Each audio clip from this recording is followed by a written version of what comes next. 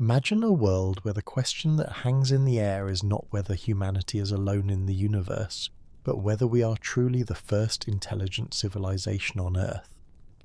It's a question that may sound impossible at first, almost absurd.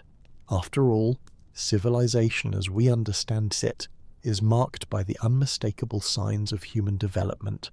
Cities, writing, monuments, and all the things we associate with advanced societies. But what if all of these markers, so essential to our own identity, are not the true benchmarks of intelligence? What if, long before us, another civilization, one we can barely imagine, existed, thrived, and ultimately disappeared, leaving behind only faint whispers of its presence? Let that thought sink in for a moment. What if we're not the first? The idea isn't that another civilization existed somewhere out there, far from Earth. No, this one would have lived here, on our very planet, before us. And yet, despite its sophistication, despite its achievements, it has vanished completely from the historical record. Gone, not because it was destroyed in a cataclysmic event, but because the relentless forces of time, geology, and nature simply erased it. This is the essence of the question that we're going to explore tonight. It's not a question of myth or conspiracy, but one that reaches deep into science and the very fabric of time itself. Could we, with all our knowledge, miss something so profound, so ancient, right beneath our feet? Historians still argue about the true origins of our civilization. When did we first become us, the thinking, creating and evolving species that shaped the planet? Was it in Mesopotamia, the cradle of civilization? Was it in the first cities, the first written words, or the rise of complex society? Or could it have been before all that, far earlier than we think? What if, just as we are carving our place in the planet's timeline, another civilization did the same millions of years ago? One that may not have looked like ours at all, but one that was as significant to the Earth as we are now. This documentary takes a slow, reflective journey into that unspoken past, asking, what if we're not the first? But more importantly, how would we ever know if we weren't? As we journey together tonight, let's consider not just the possibility of ancient civilizations, but how the Earth itself, in its infinite age, has the power to swallow history. Time is not just a passage, but an active participant in erasing everything we know: cities, structures, tools, and even bones. The layers of the Earth don't simply record history, they rewrite it. Cities crumble, mountains rise, and oceans reclaim everything. As you drift deeper into this question, you'll begin to realize that our own civilization, with its towering skyscrapers, sprawling roads, and vast archives, is not immune to the relentless passage of time. But let's take a step back. For the most part, we think of history as a linear progression. We see the rise and fall of civilizations as clear chapters in a book. But the Earth's timeline is not linear. It's cyclical. It's not a fixed timeline with clean beginnings and endings. It's an ever-changing, shifting surface that erases and regenerates itself over millions of years. So if there were an earlier civilization, one that lived before us, what would it have left behind? Could there be evidence, and if so, would we even recognize it? This is where the challenge begins. The Earth, in its immense age, is not a stable record keeper.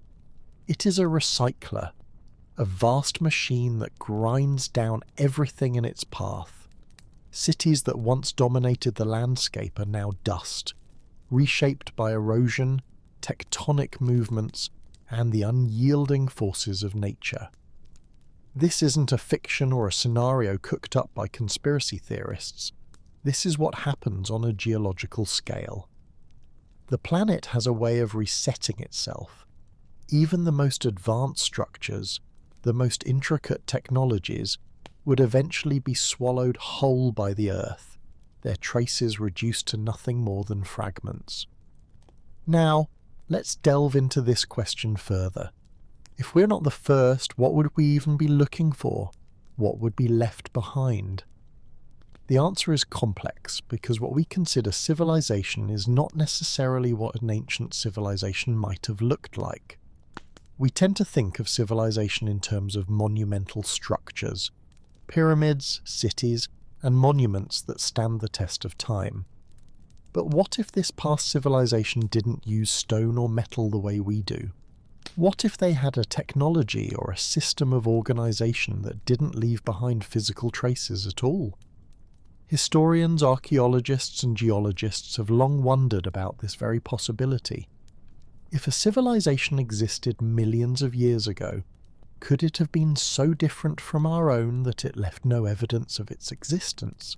Nothing for us to find? Could it have been an advanced society without the use of metal, without the grand structures we associate with advancement? And if it was, could we ever find their footprint in the earth? These are the questions that scientists have been quietly debating for years. They aren't asking whether such a civilization existed. No, the question they're asking is whether we would even be able to recognize it if it did. The Earth's geology doesn't care about civilizations, past or present. It doesn't hold on to anything for long. The planet's surface is a patchwork of eroded mountains, sunken oceans, and shifting continents, each layer of rock representing a different time in the planet's history. And these layers, these geological records, don't preserve everything equally. What survives in one place may be completely erased in another. Imagine for a moment an ancient civilization that once existed, thriving long before our time. What would it have left behind? Perhaps not monuments, but subtle changes to the planet itself, changes to the soil, to the atmosphere, to the composition of the earth. We might find evidence of their existence not in the form of ruins, but in the chemical makeup of the earth, in the layers of sediment and rock that tell the story of time. Could it be that the very composition of the planet, the elements we take for granted, hold secrets to a time long past? Perhaps, just as we look at ancient fossils to learn about past life, we might one day look at the Earth itself and find a trace of something we never expected to see. An anomaly, a trace of civilization that once was. It's not about finding a buried city, but about finding something far subtler, a disruption in the natural order, a change in the chemistry of the Earth, or an anomaly in the fossil record. And this brings us to our next question. If such a civilization existed, what would we be looking for? Could we find the signs of intelligence, of planning, of a civilization, even if it didn't leave behind the markers we recognize as civilization? Would we know what to look for, or would it be like searching for a needle in a haystack? At the core of this question is the idea that civilization, as we define it, may not have always been about cities, writing, or even advanced technology. Civilization could have been something different altogether, an understanding of the world, a connection with the land, a form of intelligence we don't yet understand. Could we find that kind of civilization hidden in the layers of the earth? Could we recognize it, or would it simply slip away, undetected? So as we begin this journey tonight, we are asking not just whether we are the first, but what it means to be the first. Are we the first to look at the earth and ask questions, or have we simply picked up the trail that someone else once followed, long before us? Could there have been others, civilizations just as curious and complex as our own, who have come and gone, leaving behind nothing but the faintest trace? This is where our journey begins, seeking the lost civilizations of the past, not in the traditional sense, but in a deeper, more subtle way. We won't be looking for pyramids or ruins. we'll be looking for something else altogether. A trace, a whisper, a clue in the rock that tells us we are not alone, that perhaps we never were. Now, let's step back and consider something profound about the very nature of our planet. The Earth is old, staggeringly old.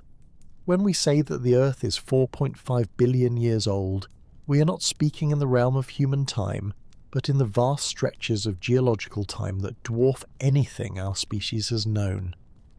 To put it in perspective, the age of humanity is a mere blink compared to the age of the Earth.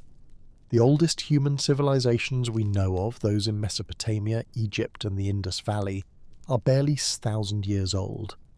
The pyramids themselves are only around 400-500 years old, and yet we treat them as eternal, monuments built to stand the test of time.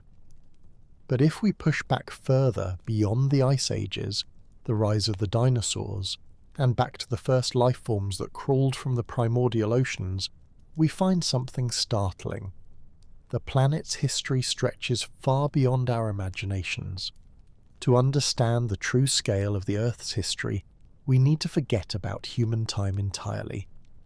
Our calendar, our centuries and millennia, is insignificant when compared to the geological timescales. What we think of as deep time is the language of rock layers, fossil deposits, and chemical traces. It is a language that speaks of processes that take millions, even billions of years to unfold. And it is in this context that we must begin to think about the possibility of past civilizations. Civilizations that may have lived and vanished long before we even existed. Geologists view Earth as a vast, dynamic machine. For all its apparent stability, the Earth is in constant flux. The very ground we stand on is not fixed, but shifting, folding, and changing over time.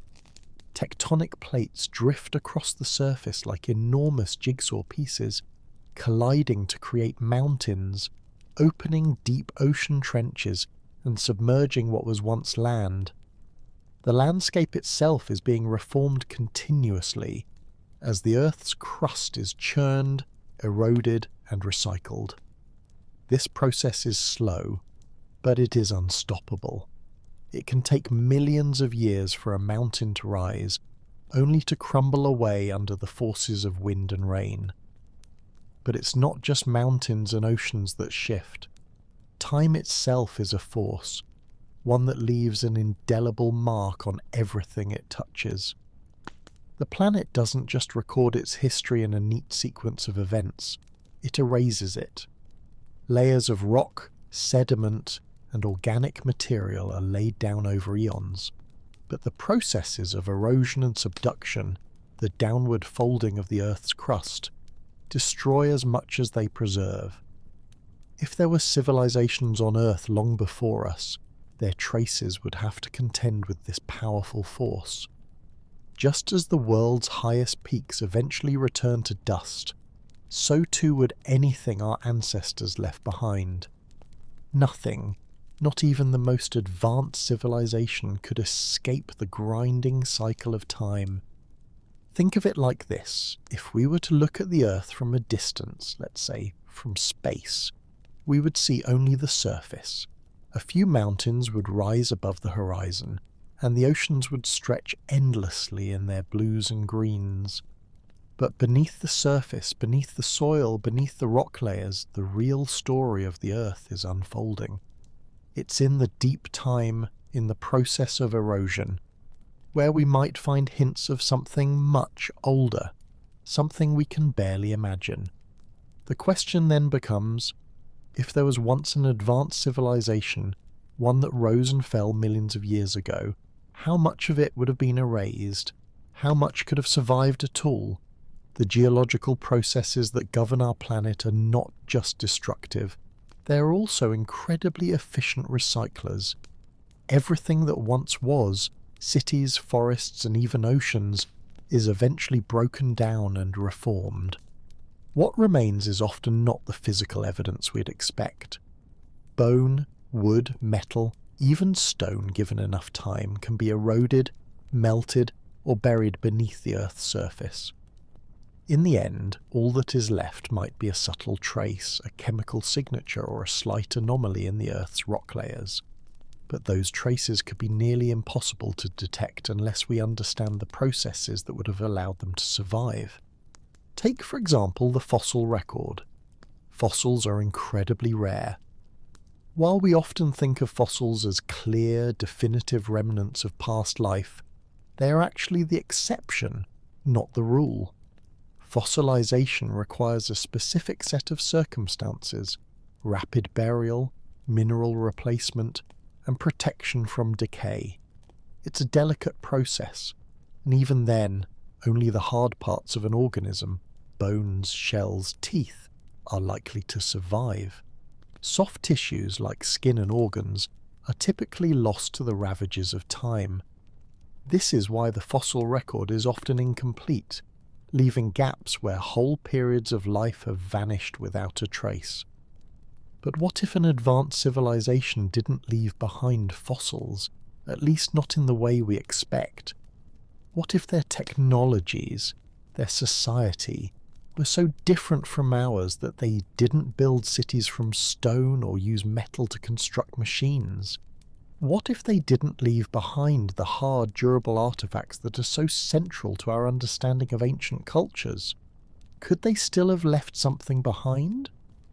Perhaps it wouldn't be a fossil or a ruin, but something subtler, like changes to the chemical composition of the Earth itself. The Earth has a remarkable ability to preserve certain things over long stretches of time, but it's not the monuments or the structures that remain. Instead, the Earth preserves changes in its chemistry, shifts in the makeup of its soil, its atmosphere, and its oceans. If a civilization existed millions of years ago, it's possible that it left a mark on the planet in ways we don't fully understand. Perhaps there are subtle signs in the rock layers or in the isotopic ratios that make up the planet's geology. These might not be the kinds of signs we expect from a civilization, but they could be traces just the same. One of the most profound aspects of geological time is the way it erases the past. It's not just a matter of things disappearing. They are reworked, broken down, and recycled. A mountain may have once been the site of a bustling city, but after millions of years of erosion and tectonic movements, that mountain is now just a pile of rubble. The city, the civilization, is gone, not in the sense of being destroyed, but in the sense of being absorbed by the planet. It's as if the Earth itself has erased its memory, leaving behind only the faintest, most elusive clues of what once was. This is where the real challenge lies. If there were an ancient civilization, one that existed millions of years ago, its remains would be almost impossible to find. The Earth's geological forces are so powerful, so thorough, that even the most advanced civilization would eventually be reduced to nothing more than a memory that might be lost to time forever. But if we are to find any evidence of it, we need to shift our thinking. We need to look beyond the traditional markers of civilization, cities, tools, and writing, and think about the things that might survive the test of time: subtle chemical markers, anomalous patterns in the geological record, or even shifts in the planet's biological processes. Imagine this: a civilization that lived on Earth millions of years ago, perhaps using technology so advanced that we could not even comprehend it. This civilization might not have left behind the physical remains we associate with ancient societies, but it could have left behind traces, changes in the chemical composition of the Earth that are so subtle, so faint, that they could easily be overlooked. A shift in the carbon isotopes, a slight anomaly in the ratios of certain elements, these could be the signs we're looking for. They might not scream civilization in the way we expect, but they could still whisper its presence. This is the essence of the question we're exploring tonight. If there was a civilization before us, how would we know? Would the Earth have preserved anything at all? Or would it have erased everything, leaving behind only the faintest trace of what once was? As we continue this journey, let's dive deeper into the heart of the question. What could possibly be left behind from a civilization that existed millions of years ago? The Earth, as we've seen, is not a passive observer. It is an active participant in reshaping its own history. So if a civilization existed in a time far before ours, it would face the daunting challenge of surviving the endless processes of geological recycling. The planet itself, with its constant shifting and eroding, would be quick to erase anything that civilization left behind. But what would that civilization have left? What exactly are we hoping to find? In many ways, we are faced with a question that is both simple and incredibly complex.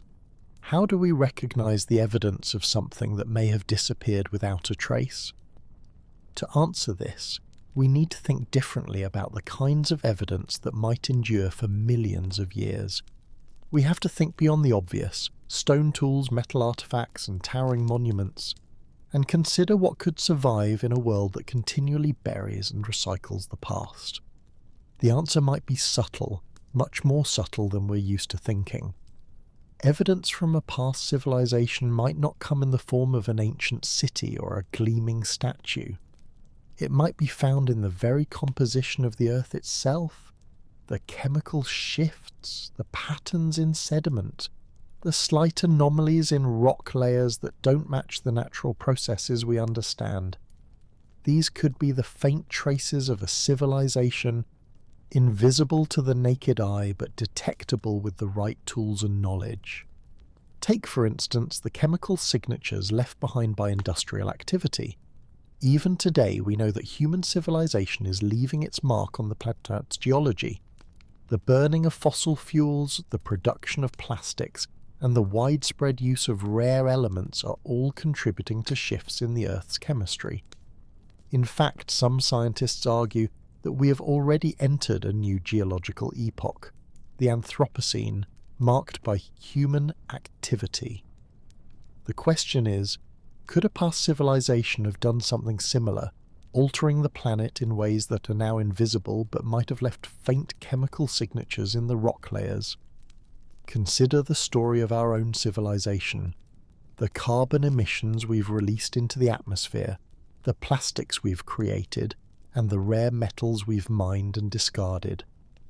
These materials, while seemingly inconsequential in the grand scheme of time, could be the very things that future geologists will use to recognize our existence.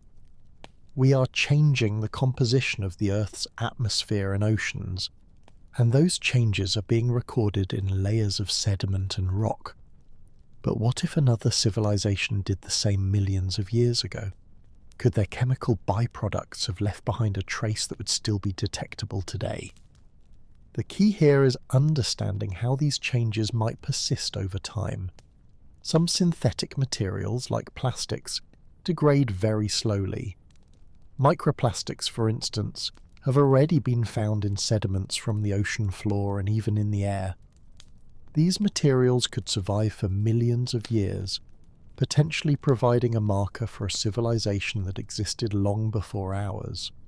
But the challenge is that such traces are not easy to identify. Plastic fragments, for example, are so small that they might be overlooked or misinterpreted as natural debris, and without context, without a broader understanding of what was happening on the planet at the time, these traces might not be recognized for what they are. This is where the importance of chemical anomalies comes into play. Scientists are already searching for signs of human activity in the geological record. Spikes in carbon, unusual concentrations of certain metals, or synthetic compounds that don't occur naturally.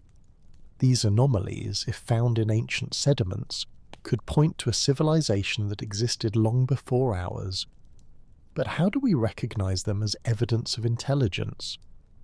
It is not as simple as finding a fossil or a building. Instead, we're looking for subtle patterns, shifts in the planet's chemistry that don't fit with natural processes. We're searching for something that stands out, something that shouldn't be there but is.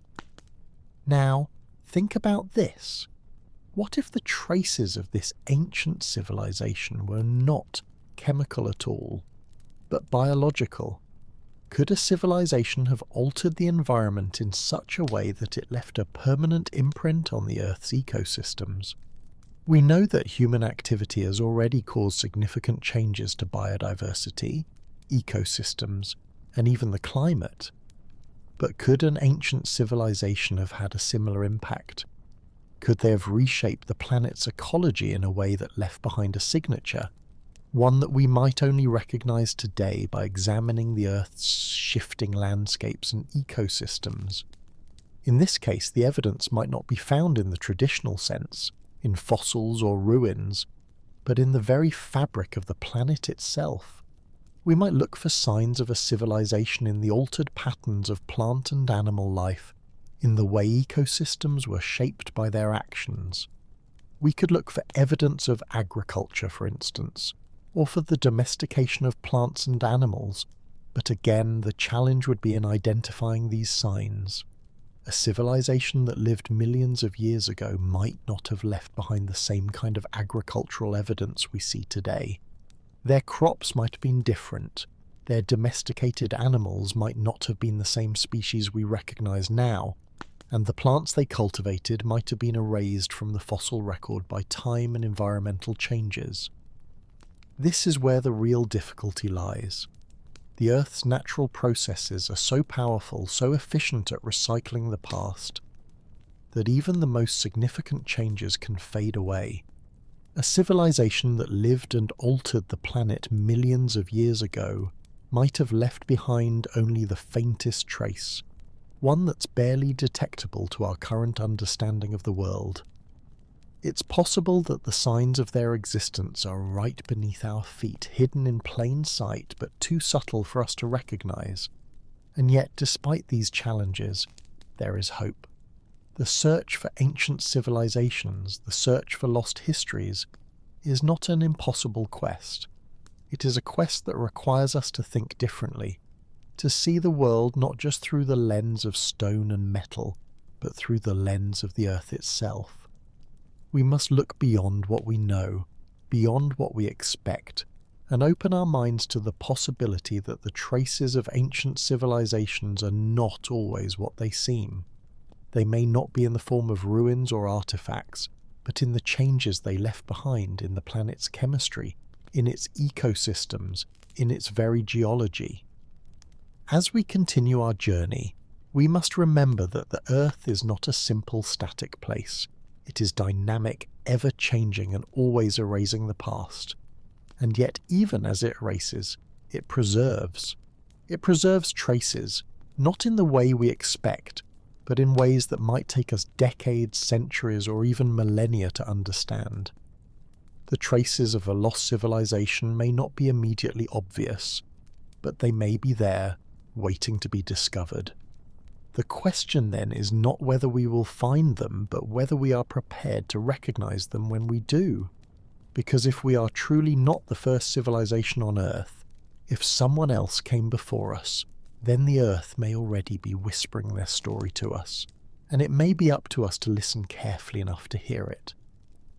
As we continue this journey into deep time, it's essential to consider another profound force at work on Earth: the relentless, ever-moving machinery of plate tectonics.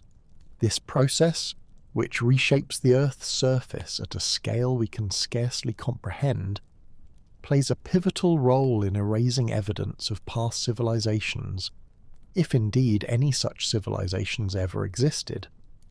The story of plate tectonics is not just about the Earth's crust moving, it's about how it consumes everything in its path, from ancient ocean floors to towering mountains, recycling it back into the mantle of the planet. The Earth's outer shell, known as the lithosphere, is not a single unyielding surface, but a collection of plates that float atop a much hotter, denser layer beneath, the mantle. These tectonic plates are in constant motion, driven by forces within the Earth's interior, and they carry with them everything they encounter. From mountain ranges to ancient landscapes, the tectonic plates reshape the surface of the planet over millions of years. As they collide, separate, and slide past one another, they form earthquakes, volcanoes, and mountain chains. They also give rise to phenomena like continental drift and the formation of ocean basins. But for the purpose of our exploration, the most critical aspect of plate tectonics is its role in recycling Earth's surface. When tectonic plates collide, they do not simply press against one another. In some cases, one plate will be pushed under another in a process called subduction. The subducting plate, along with anything on it, whether it's an ocean floor, part of a continent, or potentially the remains of a past civilization, gets pulled deep into the Earth's mantle. There, it is heated, melted, and reabsorbed into the planet, leaving no trace of what was once there. Over time, new geological layers form on top of the recycled materials, erasing any memory of the civilization that might have once existed. This process is gradual and continuous, occurring over vast spans of time. The average age of the ocean floor, for example, is only about 200 million years. While that might seem like an eternity from a human perspective, it's actually a very short time in geological terms. It means that any civilization that may have existed millions of years ago, perhaps on the coast or near the ocean, could have had its remnants swallowed up by subduction, buried deep within the earth, and erased from memory. Even if ancient cities, monuments, or artifacts were buried beneath the sea, tectonic movements would eventually drag those traces beneath the Earth's surface, where they would be lost forever. The question then becomes, could we even hope to find the evidence of such a civilization in a world so relentlessly reshaped by the movements of tectonic plates? The truth is, the chances are slim. Tectonics doesn't care for history or for preserving the legacy of ancient civilizations. It's a process governed by the physical forces of the Earth, and it's focused on the continual recycling of the planet's materials. Anything caught in its path, whether it's a fragment of an ancient city or the bones of an extinct species, is slowly melted away and integrated back into the mantle. Even the highest mountain ranges, those towering monuments to the Earth's power, don't last forever. Mountains are formed by tectonic movements, but they are also destroyed by them. Over time, mountains erode, their peaks ground down by wind, water, and ice. Rivers carry away the sediments, and what was once a massive range of granite peaks may eventually be reduced to nothing more than a scattered pile of rubble. If an advanced civilization once built a city at the foot of a great mountain range, those traces could be lost within the rock layers, swallowed up by the same forces that created the mountains in the first place. But this isn't just a theoretical issue, it's a fundamental problem that geologists and archaeologists have faced when studying the Earth's history. Most of the Earth's surface has been recycled multiple times over millions of years. The ocean floors, in particular, are subjected to constant subduction. As a result, the most ancient evidence of civilization, if there ever was any, may have been completely destroyed by the cyclical nature of the planet's geological processes. So when we ask ourselves whether another civilization could have existed on Earth millions of years ago, we are not just contending with time itself. We are also facing the challenge posed by the immense, unstoppable forces of the planet. Plate tectonics is not a subtle process. It is a massive, powerful system that continuously reshapes the Earth. As new layers of rock form, the older ones are destroyed, and any traces of ancient civilizations, if they exist, are buried under countless new layers of sediment and rock. This is the harsh reality of deep time. The Earth does not preserve its past in neat, organized records. It erases it. The process is slow, but it is persistent and thorough.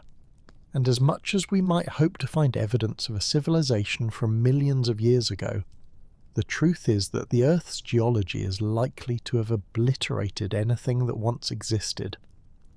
It is not just a matter of waiting for the right moment in time to dig up some forgotten city.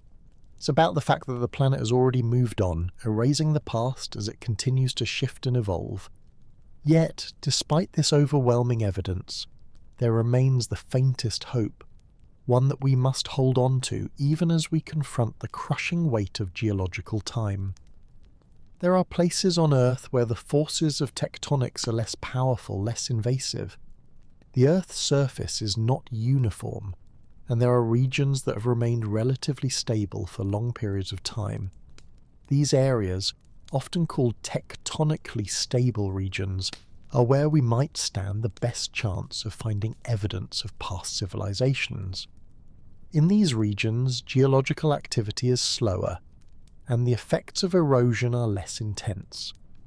The layers of rock here may not have been subjected to the same amount of subduction or erosion as in other areas, and therefore the traces of ancient civilizations may have been preserved. But even in these stable regions, the challenges remain. The Earth's surface is still constantly changing, even if at a slower rate. Over millions of years, even the most stable regions will eventually be affected by erosion, shifting landscapes and other geological processes. So while there is hope that some traces might survive in these areas, the reality is that it would still be incredibly difficult to find anything definitive. The geological processes that govern the planet's surface are simply too powerful, too thorough. And yet, we must continue to search. We must continue to look for those subtle traces, those faint anomalies that might tell us something about a civilization long forgotten. It might not be easy, and it might not happen quickly, but the search is worth it. Because the possibility that we are not the first to walk this earth, that another intelligence once rose and fell, is a question worth asking. The geological record may not be kind to us, it may not preserve the past in the way we hope, but it does offer us a story written in layers, in rock, in sediment. And if we listen closely, if we pay attention to the subtle signs, perhaps we can begin to piece together the fragments of a much older story. A story that has been hidden beneath the surface for millions of years, waiting to be uncovered. The question of whether we would be able to detect the traces of a past civilization, should one have existed millions of years ago, does not end with the challenges presented by plate tectonics and the erasing power of the Earth's geology. There are other obstacles, more subtle but no less significant, that we must consider. We need to ask, how can we detect the signs of a civilization if it didn't leave the kinds of obvious markers we are accustomed to seeing? What if the civilization didn't use metal, didn't build cities in stone, and left no artifacts that we would recognize as tools or machines? Could the evidence they left behind be something entirely different, something we might overlook or misinterpret? The more we examine the nature of Earth's processes and how civilizations function, the more it becomes apparent that the traces of a past civilization might not look like anything we recognize. The assumption that a civilization must leave behind large permanent structures, pyramids, temples, roads, might be misguided. History, especially prehistory, has shown us that some societies leave behind little more than a faint imprint of their existence. In some cases, that imprint is biological, an altered ecosystem, changes in the behavior of animals or the domestication of plants.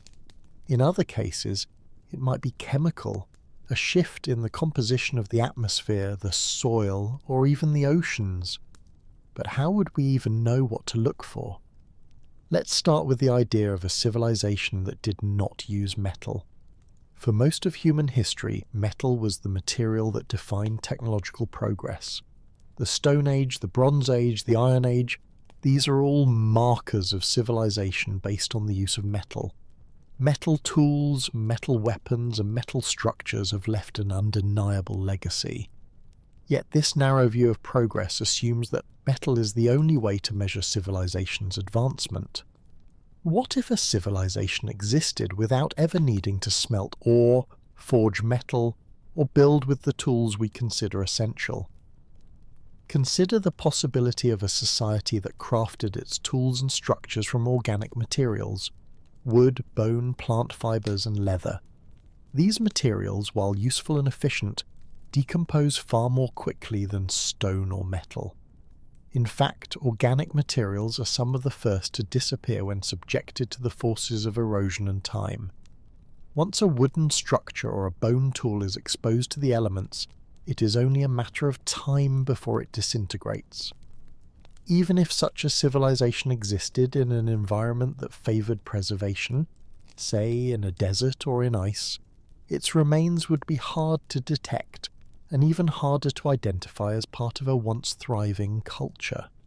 If we look at this hypothetical civilization, what would we expect to find if we could somehow detect their presence? Perhaps we would see evidence of coordinated land use, patterns in the soil, like terracing, irrigation systems, or altered agricultural practices. These changes might not be as dramatic as the cities of Egypt or Mesopotamia, but they would still show a deliberate manipulation of the environment. These signs of agriculture and environmental management might be more subtle, but they would still be evidence of a society that was thinking long-term, that had a sense of order and planning. Yet without the usual markers of civilization, tools, structures, and even the bones of its people, the evidence for such a society would be nearly impossible to recognize. There are many instances in human history where societies thrived without leaving behind any monumental structures. Indigenous cultures, for example, often lived in ways that left no lasting footprint on the land. Their homes were made of organic materials, their tools often crafted from stone, bone, or wood. But their influence on the landscape can still be detected in subtle ways. Patterns of land use, the domestication of plants, and the spread of species across continents.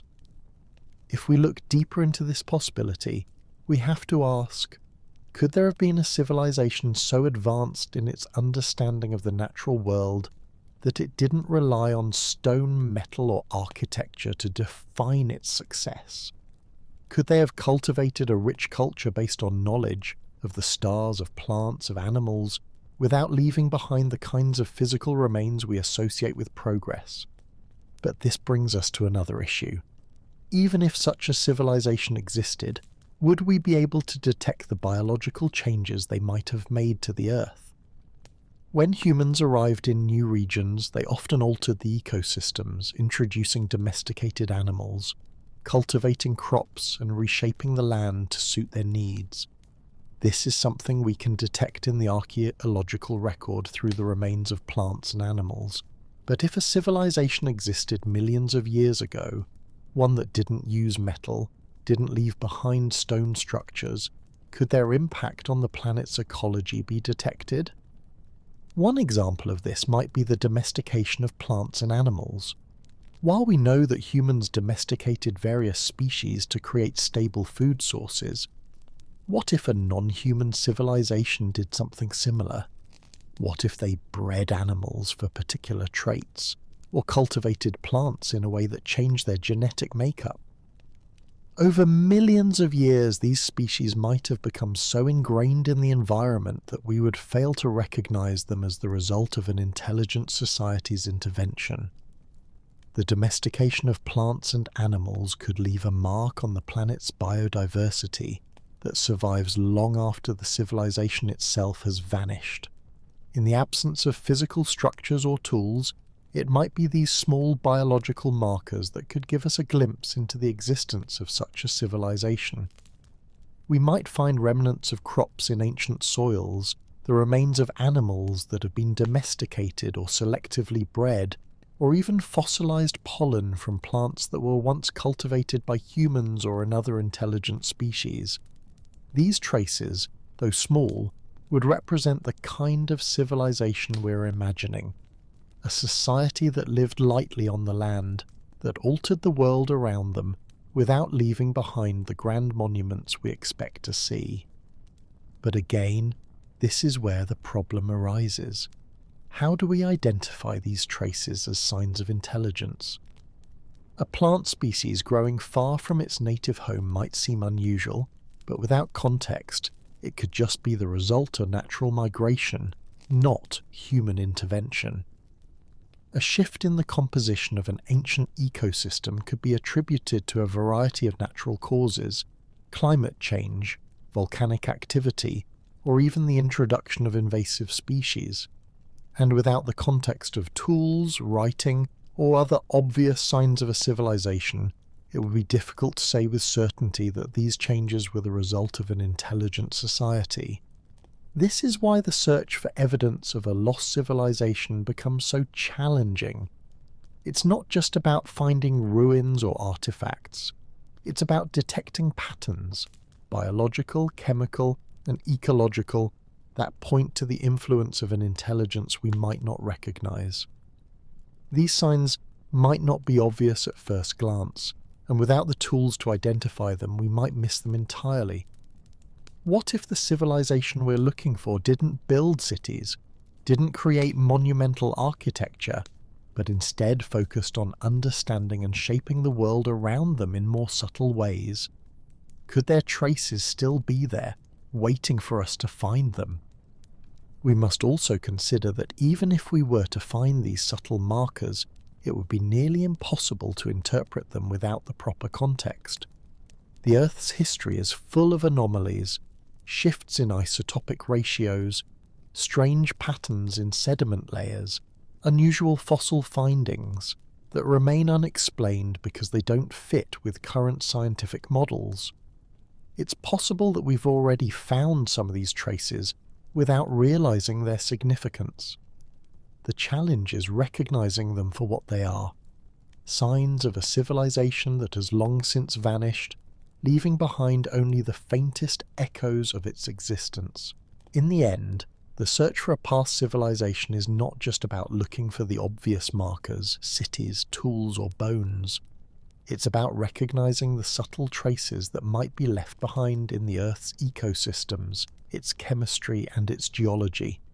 It's about understanding that a civilization's impact on the planet doesn't have to be grand or obvious to be real. And it's about being open to the possibility that the traces of such a civilization are already here, waiting to be discovered. As we explore the possibility of an ancient civilization, it's essential to remember that history does not always reveal itself in clear, definitive forms. For all our advancements in technology, archaeology, and science, much of the planet's past remains hidden from us, not because it was intentionally erased, but because the very processes of nature work relentlessly to obscure it. One of the most significant factors in this erasure is the Earth's own biological and chemical systems, which constantly evolve and reorganize the planet's structure. While many traces of a civilization, tools, buildings, bones, would eventually erode or be swallowed by tectonic forces, there is another subtler possibility. What if the true legacy of this civilization is not in what they built, but in how they impacted the planet's very ecosystems? When we talk about the impact of human civilization on the Earth today, we think about pollution, deforestation, and changes to the climate. Modern humans have altered the atmosphere, the oceans, and the soil in ways that future geologists may one day interpret as defining markers of our civilization. But what if this process wasn't unique to us? What if another intelligent species millions of years ago also impacted their environment in profound ways?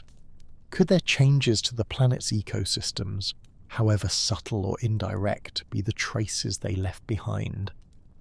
The idea that an ancient civilization could have altered the Earth's ecosystems without leaving physical remnants of their technology or culture is a difficult one to grasp.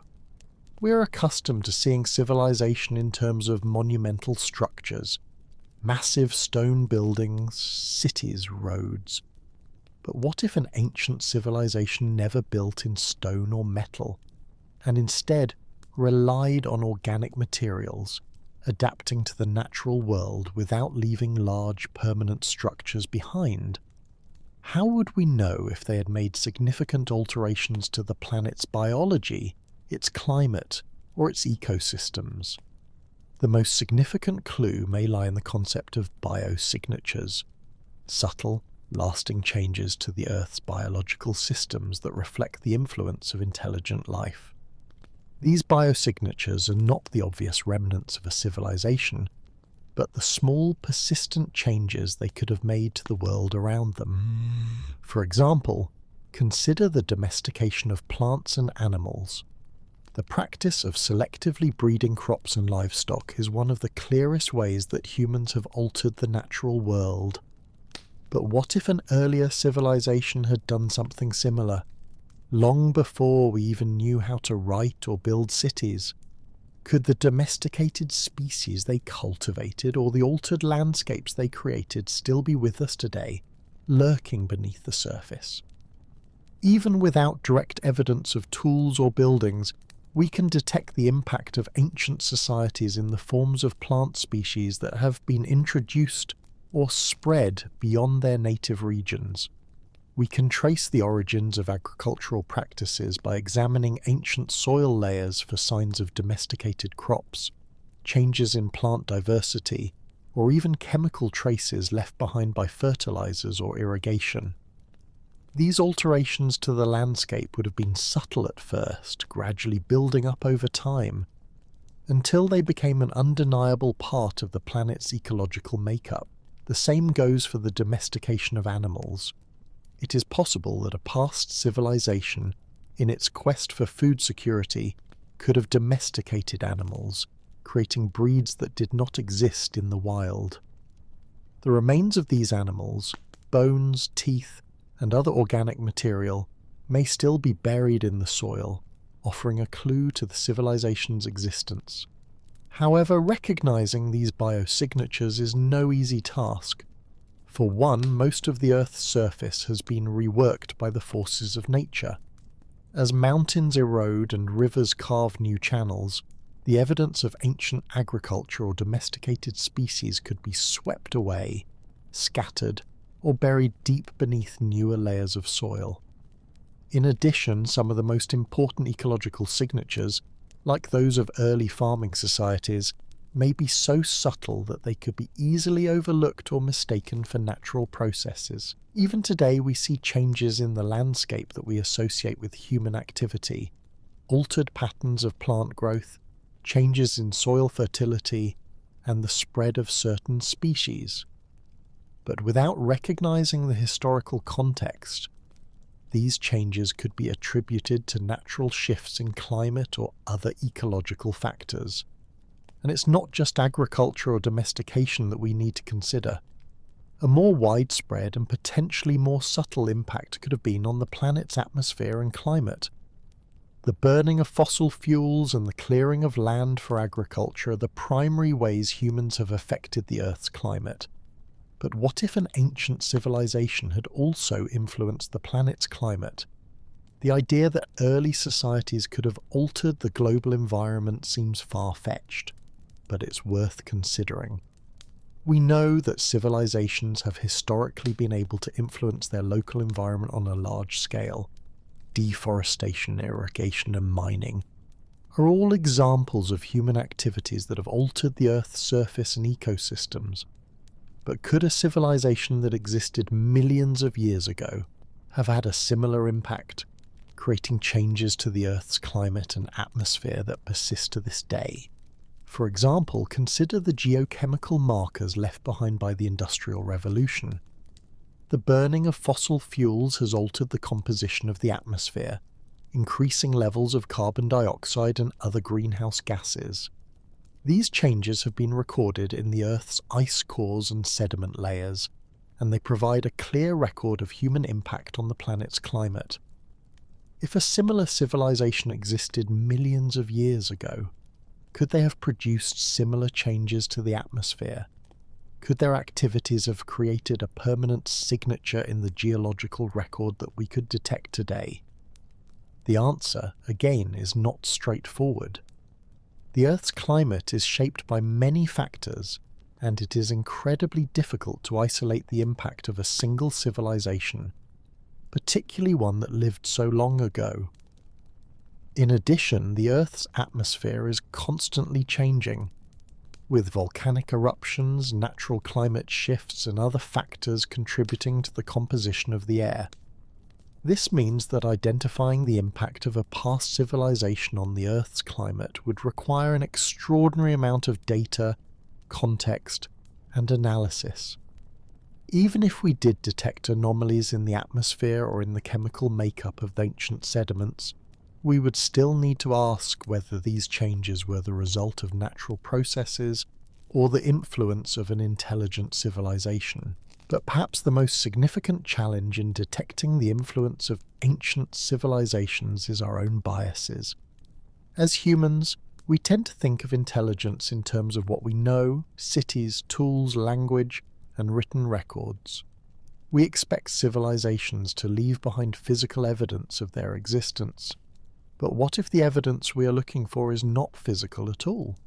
What if the traces of a past civilization are hidden in the subtle changes they made to the planet's ecosystems, to the atmosphere, and to the very fabric of life on Earth? This idea forces us to rethink what it means to be a civilization. We have always thought of civilization as a product of material progress, cities, technology, infrastructure. But what if civilization, as defined by an ancient intelligence, was something entirely different? What if it was about harmony with the land, understanding the natural world and shaping it in subtle yet profound ways? What if their impact on the Earth was not about leaving behind monuments or written records, but about creating lasting changes in the ecosystems they inhabited? So as we continue our search for traces of past civilizations, we must keep in mind that the signs of their existence might not look like what we expect. They may not be found in the ruins of cities or the bones of their people. Instead, they might be found in the very fabric of the planet itself, the plants, animals, soil and air that make up the Earth's ecosystems.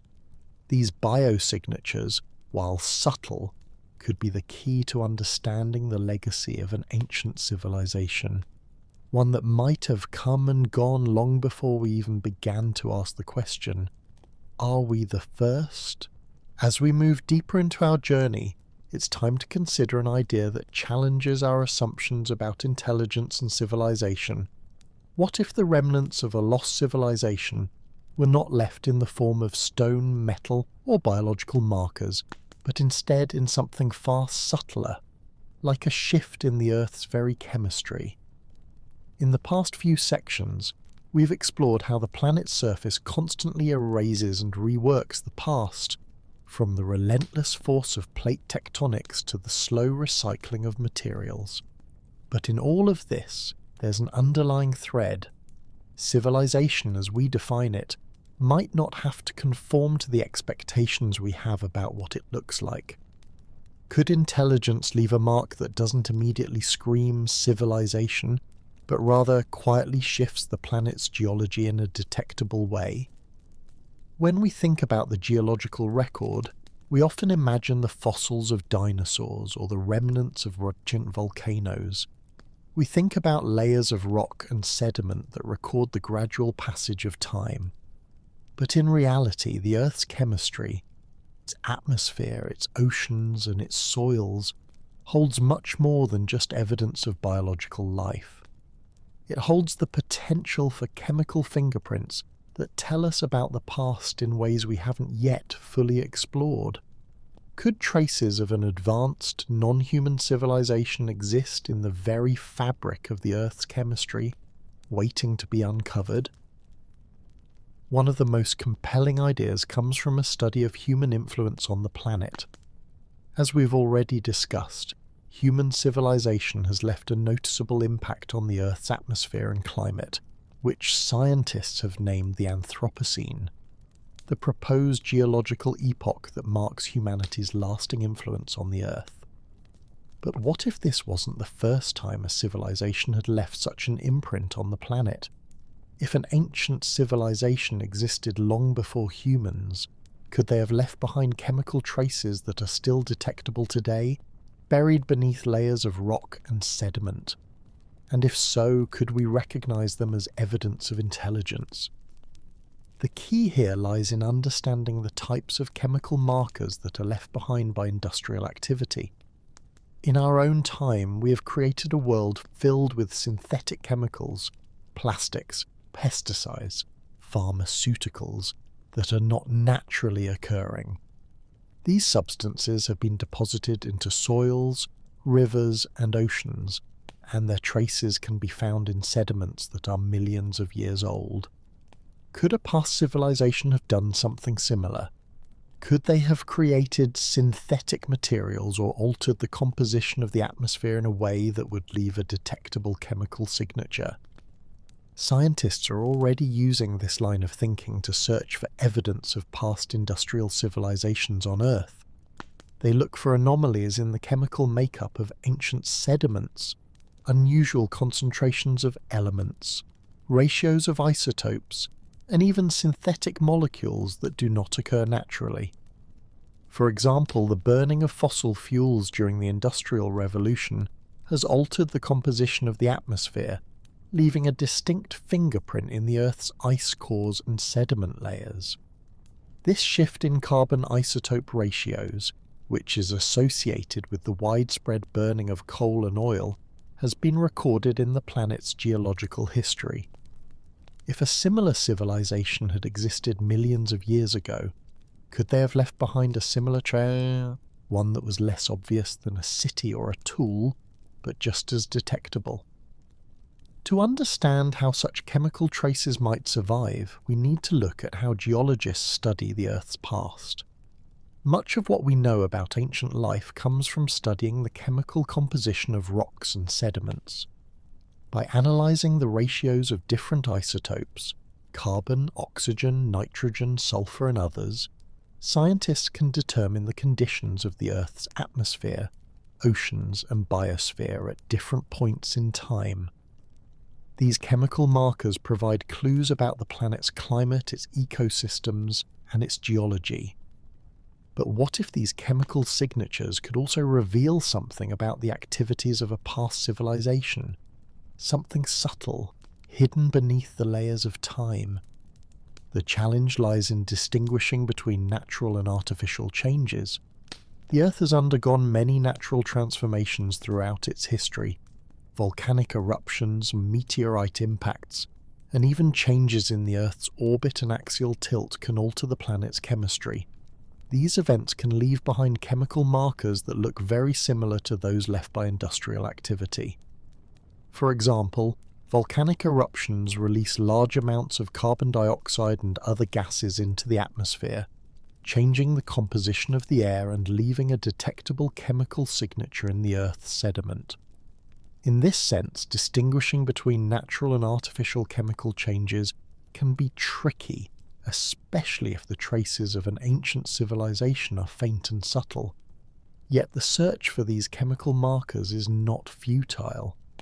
One promising avenue of research involves looking for synthetic compounds, chemicals that cannot occur naturally, but only as a result of industrial activity. Plastics, for instance, are a byproduct of human activity that does not occur naturally in the environment. Microplastics, small fragments of plastic debris, have already been detected in ancient sediments, raising the possibility that similar synthetic materials could be found in even older layers of rock. If an ancient civilization had been capable of creating such materials, their traces might still be present, embedded deep within the Earth's geological layers. But there's more to consider. As we've seen in recent years, human civilization has also had a profound impact on the Earth's climate. The release of greenhouse gases into the atmosphere has contributed to global warming, acidification of the oceans, and shifts in weather patterns. Could an ancient civilization have had a similar effect on the climate? Could they have released carbon dioxide or other gases into the atmosphere in such quantities that it left a detectable imprint in the Earth's sedimentary record? The answer isn't clear, but the idea that a past civilization could have altered the planet's atmosphere on a global scale is not entirely implausible. In the search for these chemical signatures, scientists also look for other signs of industrial activity, such as traces of rare elements or unusual concentrations of certain minerals. These elements are often used in manufacturing processes or in the creation of synthetic materials. By analysing the composition of ancient rocks and sediments, scientists can determine whether any of these materials have been deposited over time, and if they have, could they be linked to the activities of a past civilization? Yet even with all these techniques, the challenge remains immense. The Earth is an active, ever-changing planet. Layers of rock are constantly being shifted, buried and eroded. The atmosphere changes over time, and chemical markers can easily be diluted or erased by natural processes. But despite these challenges, the possibility of finding chemical traces left behind by a long-lost civilization is worth pursuing. The evidence may be subtle, but it could be the key to unlocking the mystery of whether we are the first civilization to walk the Earth, or whether we are simply the most recent in a long line of intelligent species that have come and gone. This search for chemical traces, for subtle signs that could indicate the presence of a past civilization, forces us to rethink what we mean by civilization. We often think of civilization in terms of material progress, cities, technology, art. But what if the true legacy of a civilization is not in what it builds, but in how it shapes the planet?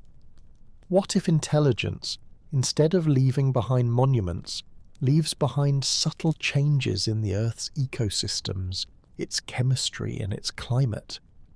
Could that be the legacy of civilizations long lost, their influence still echoing through the very fabric of the planet?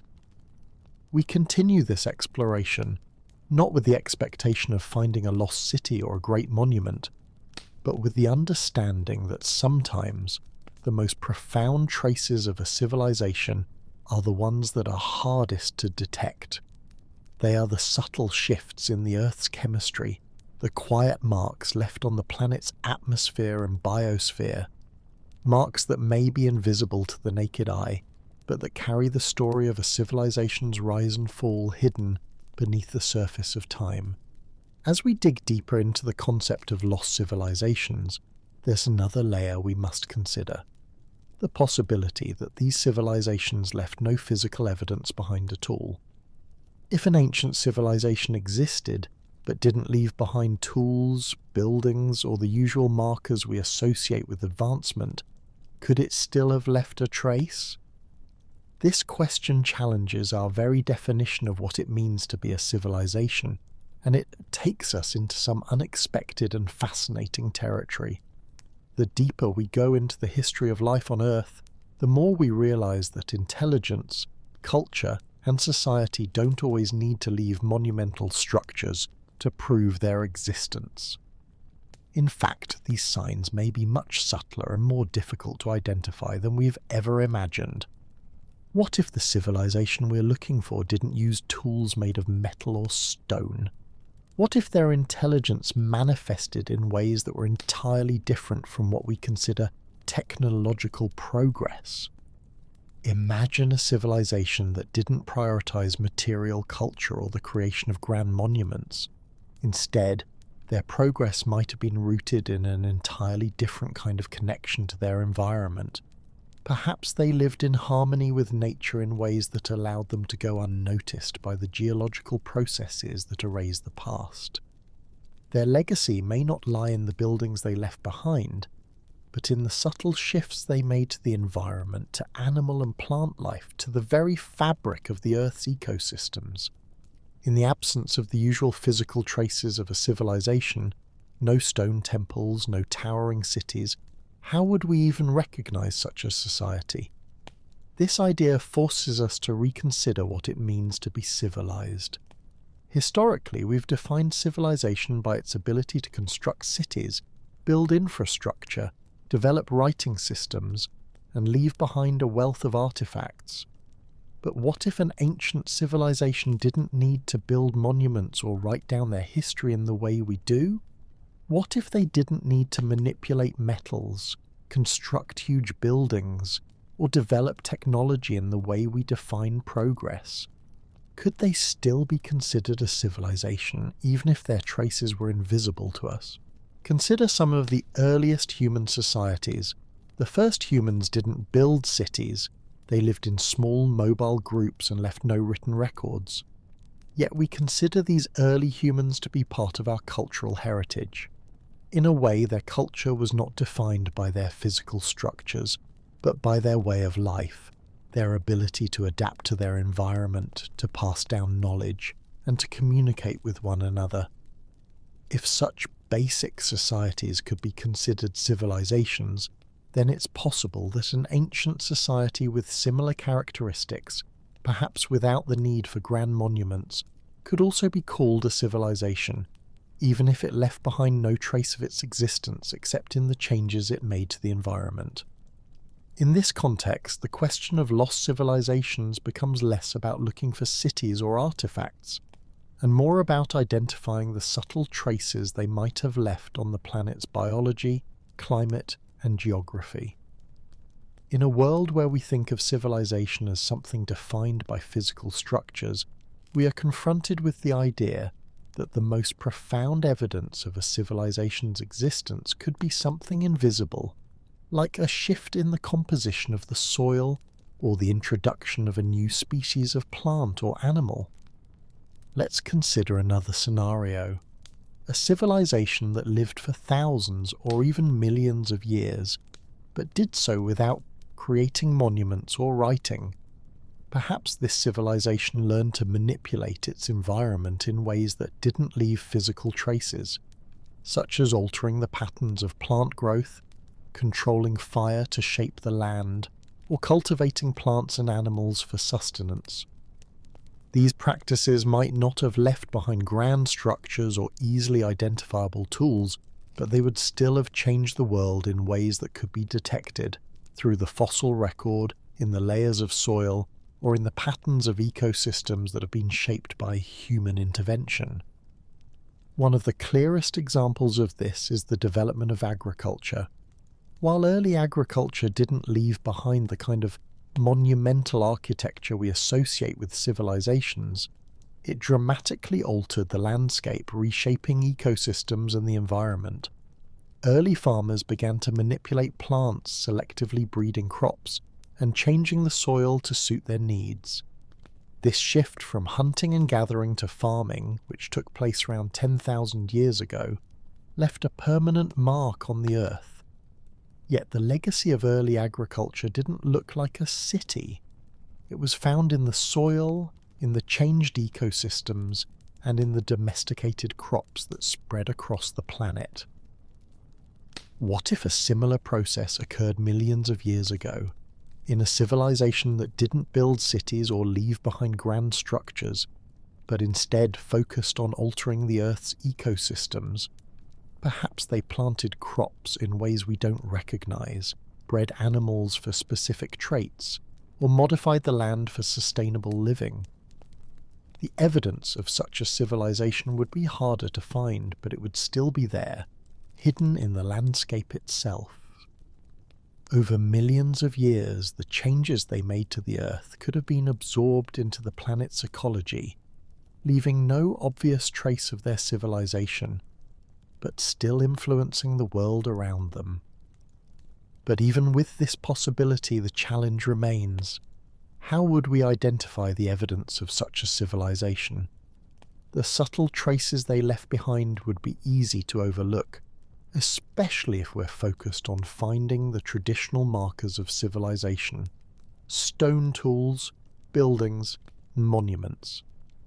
The key to recognizing the legacy of this lost civilization lies in looking for patterns, not just in the material world, but in the way the Earth itself behaves. We must look for clues in the ecosystems, in the soil, and in the chemistry of the planet that suggest a deeper connection to the land, a civilization that understood the Earth, perhaps in ways we haven't yet learned to appreciate. There's also the possibility that these ancient civilizations didn't live as we do today, constantly building and expanding, but chose a different path. What if they learned to live in balance with their environment, adapting to it rather than shaping it?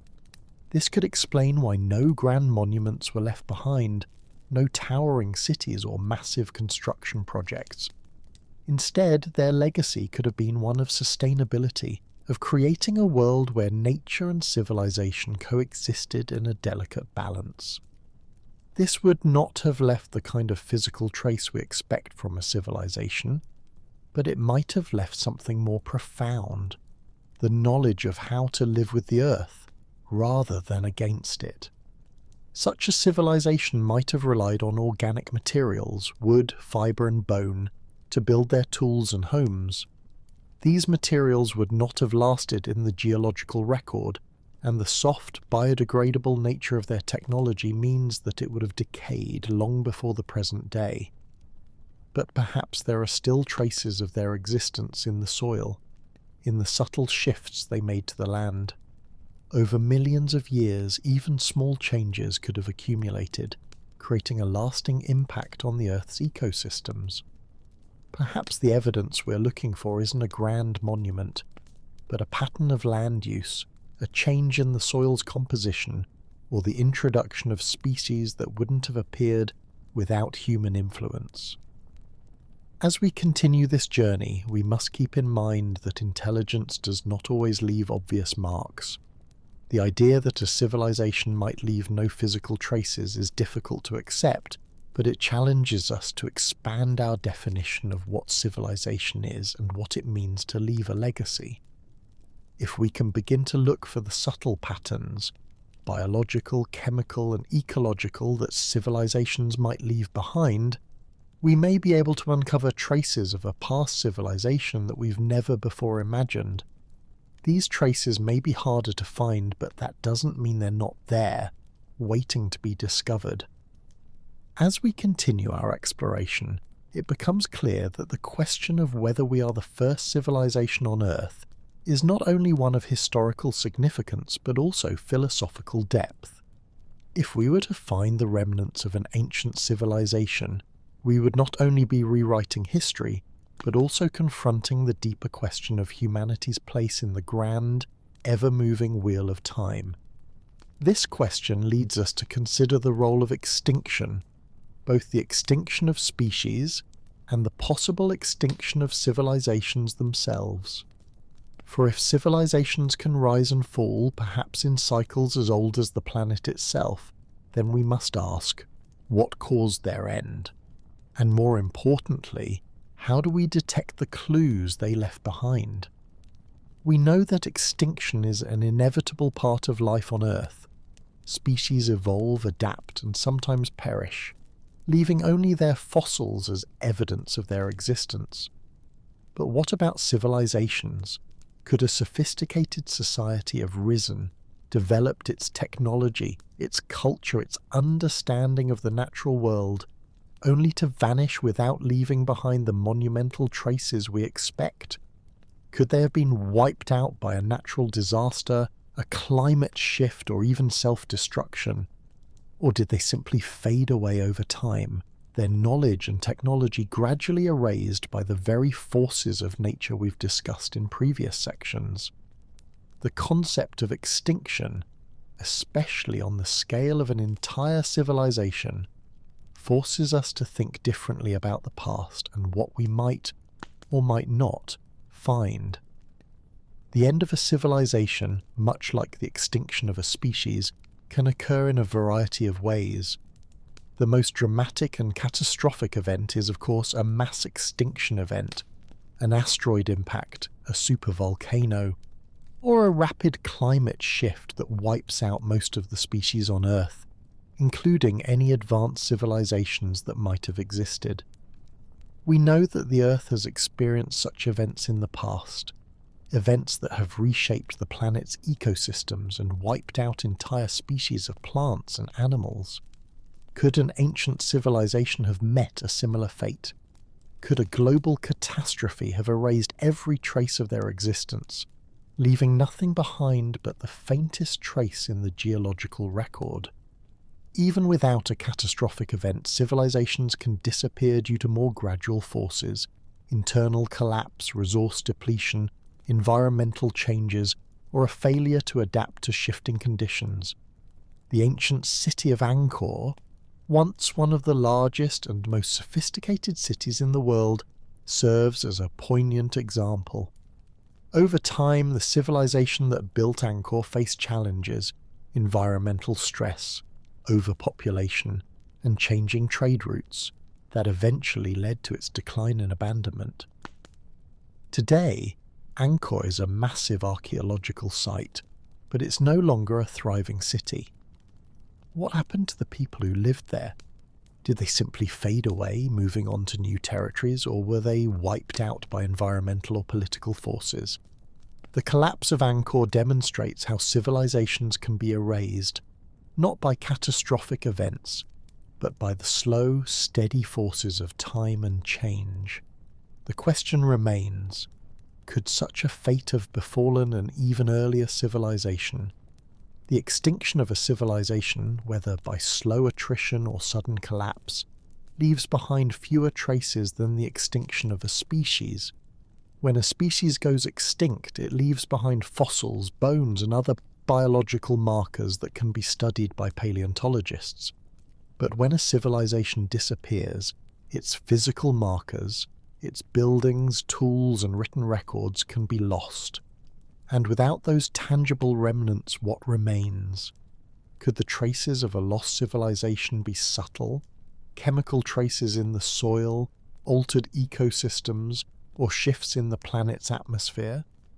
In many ways, the search for an extinct civilization is similar to the search for a missing species. Paleontologists search for fossils and other evidence of ancient life, piecing together the story of species that once roamed the Earth. Archaeologists do the same for human civilizations, scouring the landscape for signs of past cultures. But what if these civilizations didn't leave behind physical evidence? What if they lived lightly on the land, leaving only the most subtle traces of their existence? Could we detect those traces? And if we did, would we even recognize them for what they were? This brings us to the issue of the geological record itself. While much of the Earth's surface has been reworked and reshaped by the forces of erosion, tectonic activity, and climate change, there are still areas of the planet that preserve clues to the distant past. One of the most promising areas for detecting evidence of ancient civilizations lies in the study of sediment cores, deep layers of Earth's crust that accumulate over millions of years. These cores, extracted from the ocean floor, glaciers, or deep underground, contain a record of the Earth's climate, its atmosphere, and its ecosystems. By analysing the chemical composition of these layers, scientists can reconstruct the conditions that existed on Earth at different points in time. If an ancient civilization existed and left a mark on the Earth, whether through agriculture, industrial activity, or ecological manipulation, it's possible that their influence could be detected in these sediment cores. Changes in the ratios of carbon isotopes, the presence of rare metals, or shifts in the diversity of plant and animal species could all be indicators of human or non-human activity. For example, if a civilization had burned fossil fuels or created synthetic materials, their chemical signature might be recorded in the Earth's sediment. The presence of rare elements, metals used in industrial processes, or even synthetic molecules like plastics could provide evidence of technological activity. And if a civilization had domesticated plants or animals, the traces of those species could be preserved in the soil or in the fossil record. But detecting these subtle clues requires a great deal of precision and context. the Earth's natural processes can create similar chemical signatures. Volcanic eruptions, asteroid impacts, and other geological events can release carbon, metals, and other elements into the atmosphere. Without understanding the broader context, it's difficult to know whether a particular anomaly is the result of human activity or natural process. This is why scientists often work with large data sets, looking for patterns in the chemical composition of the Earth's layers, and comparing those patterns to known events in Earth's history. If a sudden spike in carbon isotopes or rare metals occurs in a sediment layer, scientists might look for additional evidence to confirm whether it was caused by industrial activity or a natural event. One thing is clear: the search for an extinct civilization requires us to think beyond the physical remnants we typically associate with the past. It requires us to look for the subtle, the hidden, and the unexpected. It forces us to reconsider what it means to leave a mark on the planet. Civilization doesn't always leave behind monuments or artifacts. Sometimes the most profound impact a civilization can have on the Earth is not in what it builds, but in how it shapes the world around it. And sometimes those changes can be so subtle, so buried in the layers of time, that we may not recognize them until we learn how to look differently. As we consider the possibility of an ancient civilization, we must also consider the possibility that their disappearance is not just an event, but a process. Civilizations rise and fall, often in response to changing environmental, social, or political factors. Some are wiped out by catastrophe while others fade away gradually, leaving behind little more than faint traces in the Earth's geology and ecosystems. The search for lost civilizations is not just about uncovering physical remains. It's about piecing together the subtle clues they left behind, the chemical markers, the shifts in ecosystems, the hints that suggest intelligent life once flourished and then quietly vanished. Perhaps the most profound question of all is not whether we are the first civilization on Earth, but whether the Earth is capable of hiding all the evidence of past civilizations. If we were to discover the traces of an ancient civilization, it wouldn't just be a historical revelation. It would force us to reconsider our place in the grand timeline of Earth's history, to understand that we are not the first to rise, and that we may not be the last. The Earth is vast, and its history stretches far beyond our current understanding. The past is not a linear timeline, but a dynamic, ever-changing system of events that shapes the world in ways we can only begin to comprehend. In the end, the question of whether we are the first civilization on Earth may not have a clear answer, but the search for that answer is one that challenges us to think about civilization in new ways, to look beyond the physical markers we associate with progress, and to recognize that the Earth itself holds the key to uncovering the forgotten civilizations of the past. Now, as we approach the central question of our exploration, whether we truly are the first civilization on Earth, we find ourselves confronting one of the most profound and humbling possibilities: that the traces of any earlier civilizations may not be buried in the Earth's crust, but could already be lost to the forces of time and nature. What if, in our search for evidence, we are not simply looking for the wrong thing, but have been looking in the wrong places entirely? What if the evidence of an ancient civilization doesn't lie in the traditional sense of architecture, tools, or fossilized remains, but in the very essence of the Earth's systems that are so deeply intertwined with the natural world that we can no longer distinguish between them? Consider the patterns that have been left behind by modern humans. Our civilization, for all its achievements, has left an indelible imprint on the planet's geological and biological systems. As we've already discussed, this imprint, marked by the changes we've made to the atmosphere, the oceans, and the land, will likely endure for millions of years. The Anthropocene, the proposed geological epoch defined by human activity, is not just a moment in time but a legacy that will be etched into the Earth's future strata.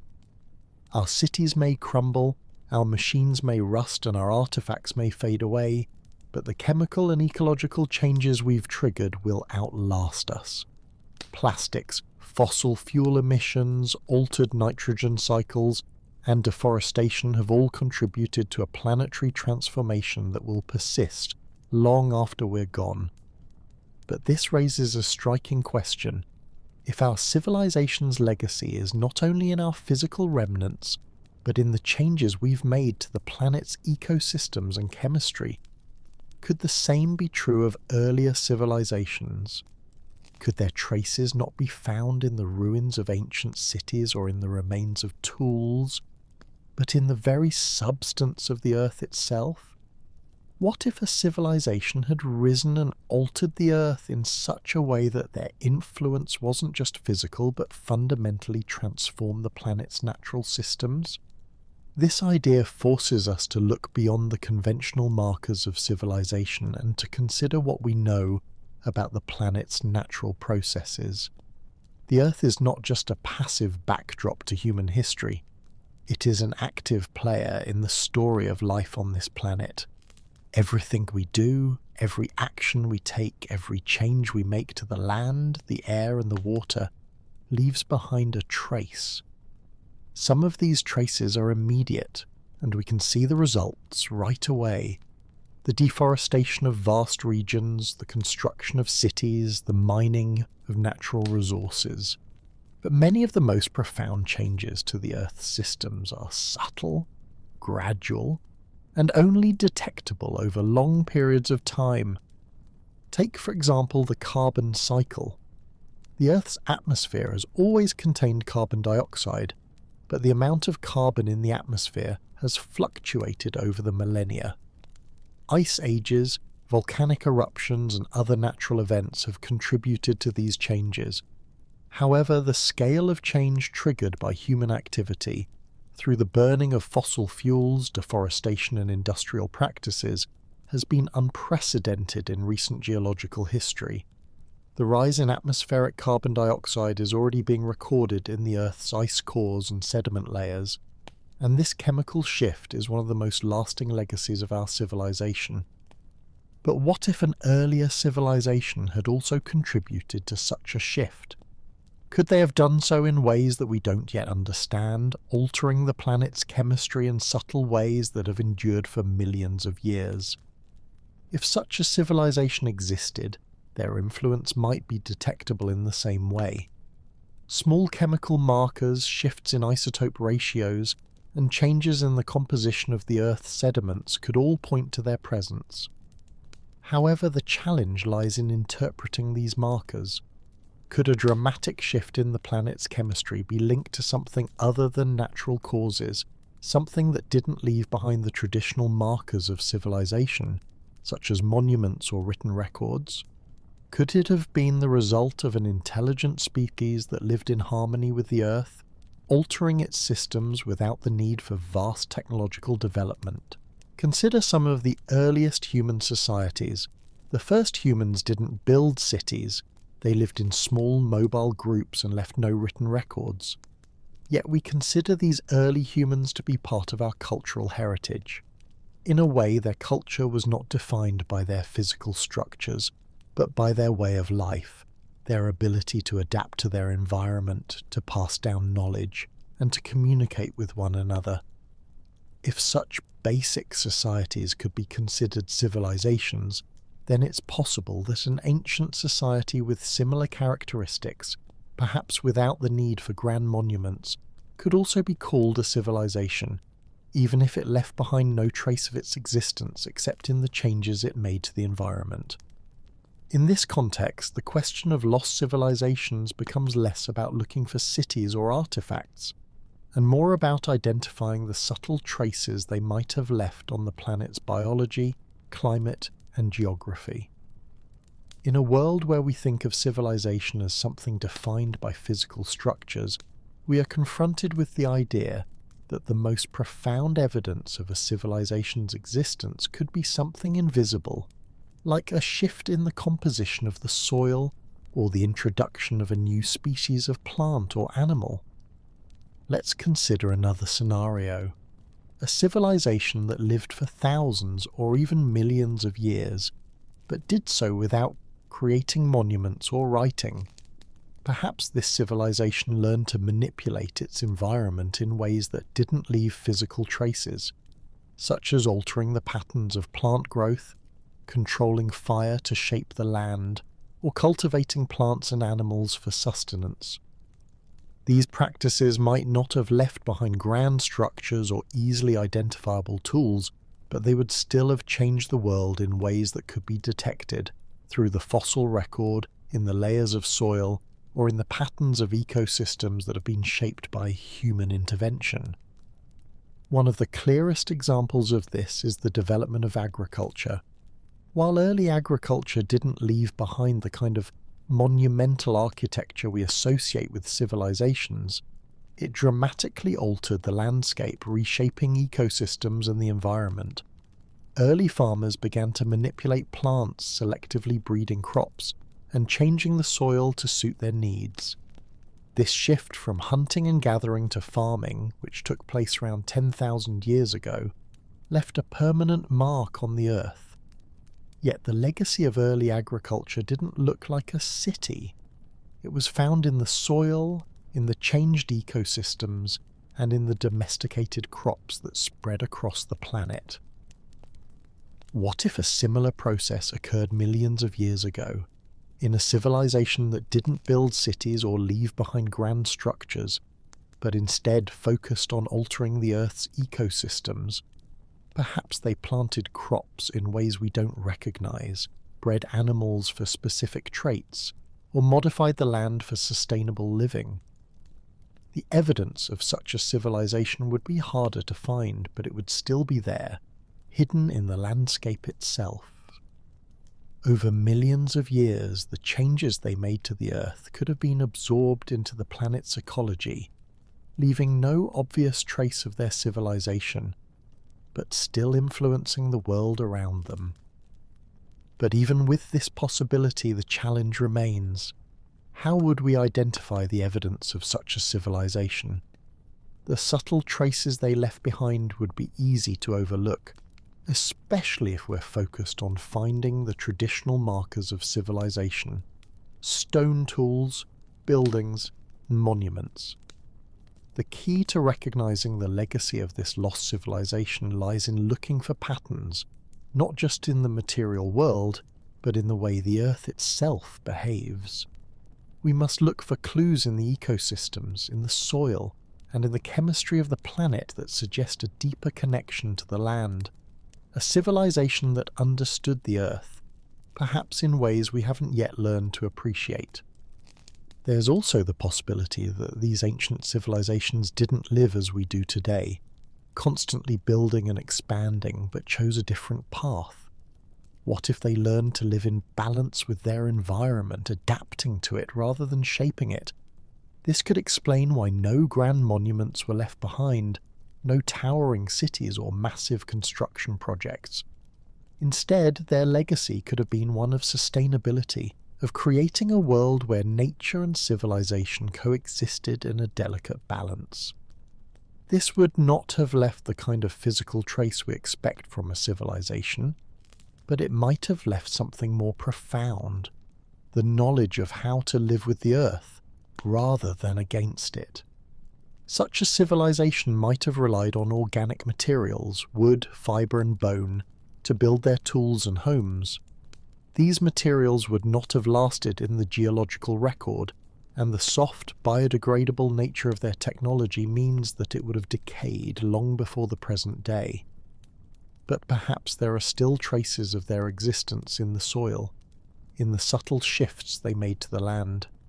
Over millions of years, even small changes could have accumulated, creating a lasting impact on the Earth's ecosystems. Perhaps the evidence we're looking for isn't a grand monument, but a pattern of land use, a change in the soil's composition, or the introduction of species that wouldn't have appeared without human influence. As we continue this journey, we must keep in mind that intelligence does not always leave obvious marks. The idea that a civilization might leave no physical traces is difficult to accept, but it challenges us to expand our definition of what civilization is and what it means to leave a legacy. If we can begin to look for the subtle patterns, biological, chemical, and ecological, that civilizations might leave behind, we may be able to uncover traces of a past civilization that we've never before imagined. These traces may be harder to find, but that doesn't mean they're not there, waiting to be discovered. As we continue our exploration, it becomes clear that the question of whether we are the first civilization on Earth is not only one of historical significance but also philosophical depth.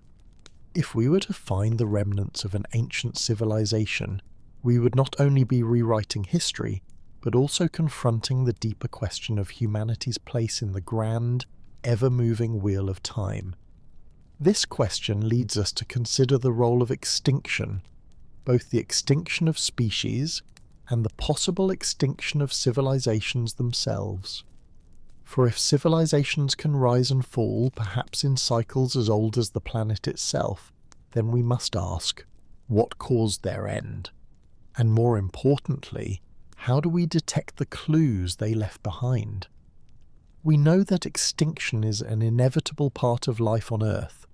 Species evolve, adapt, and sometimes perish, leaving only their fossils as evidence of their existence.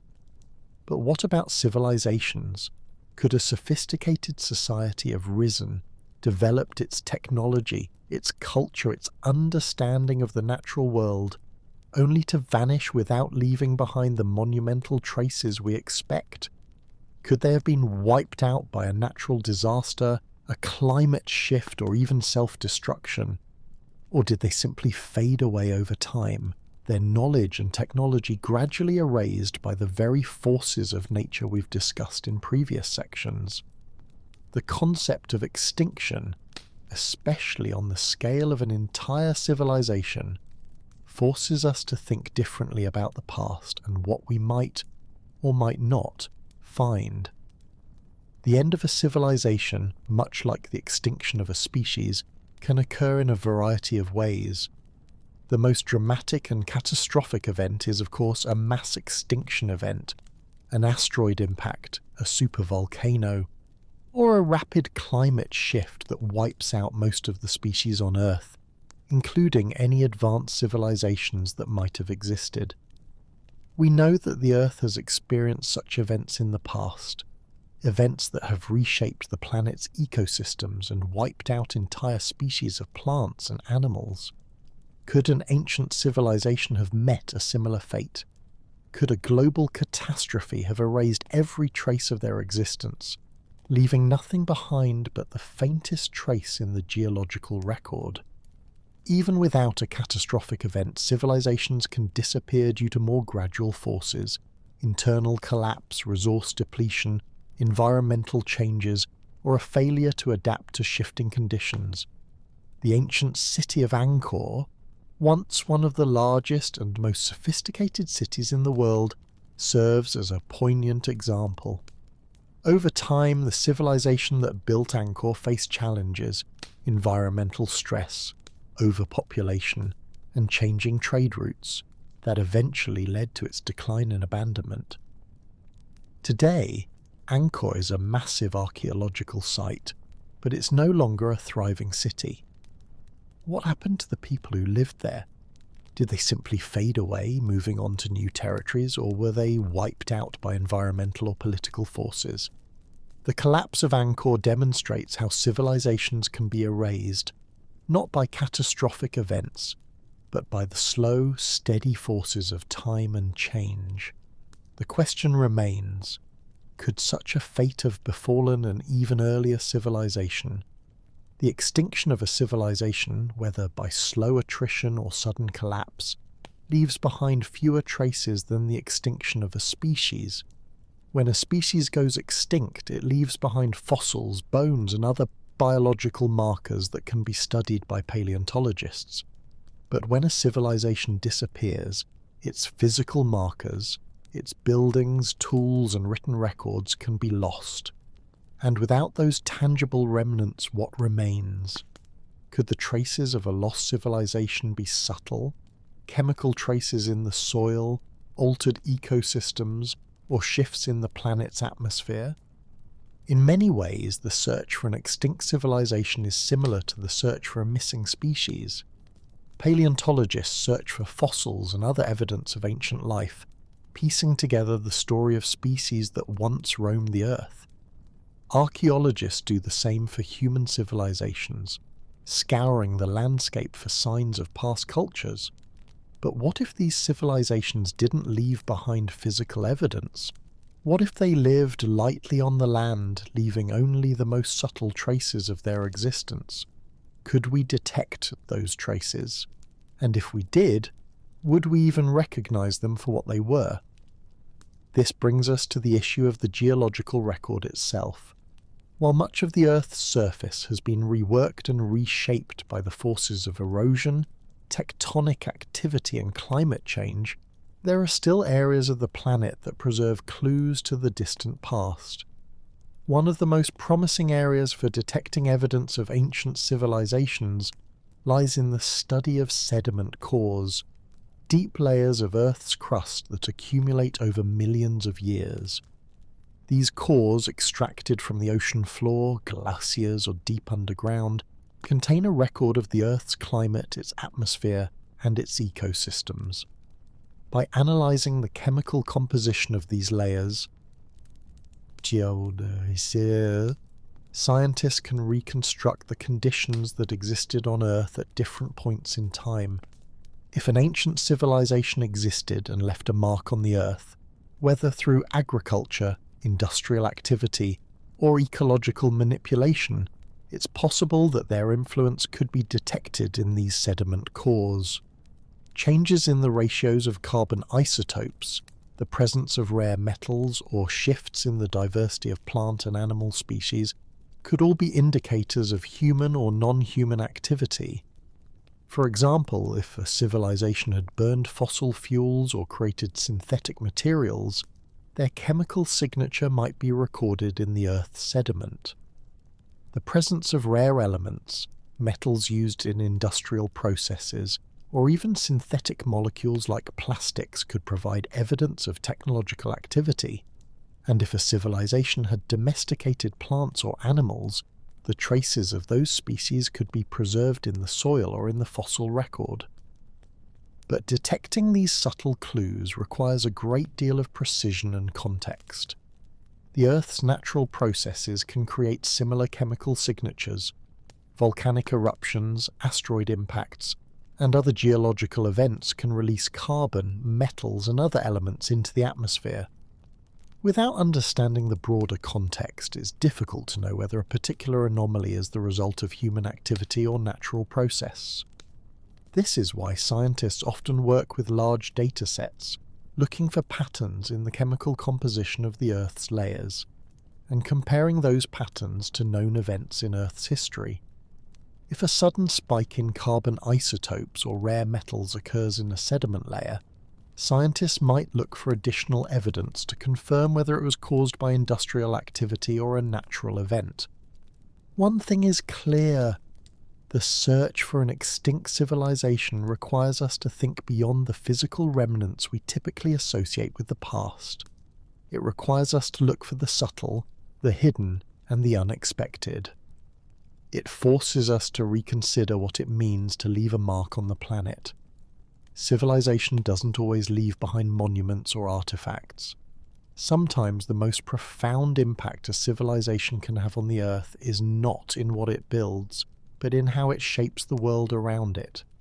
And sometimes those changes can be so subtle, so buried in the layers of time, that we may not recognize them until we learn how to look differently.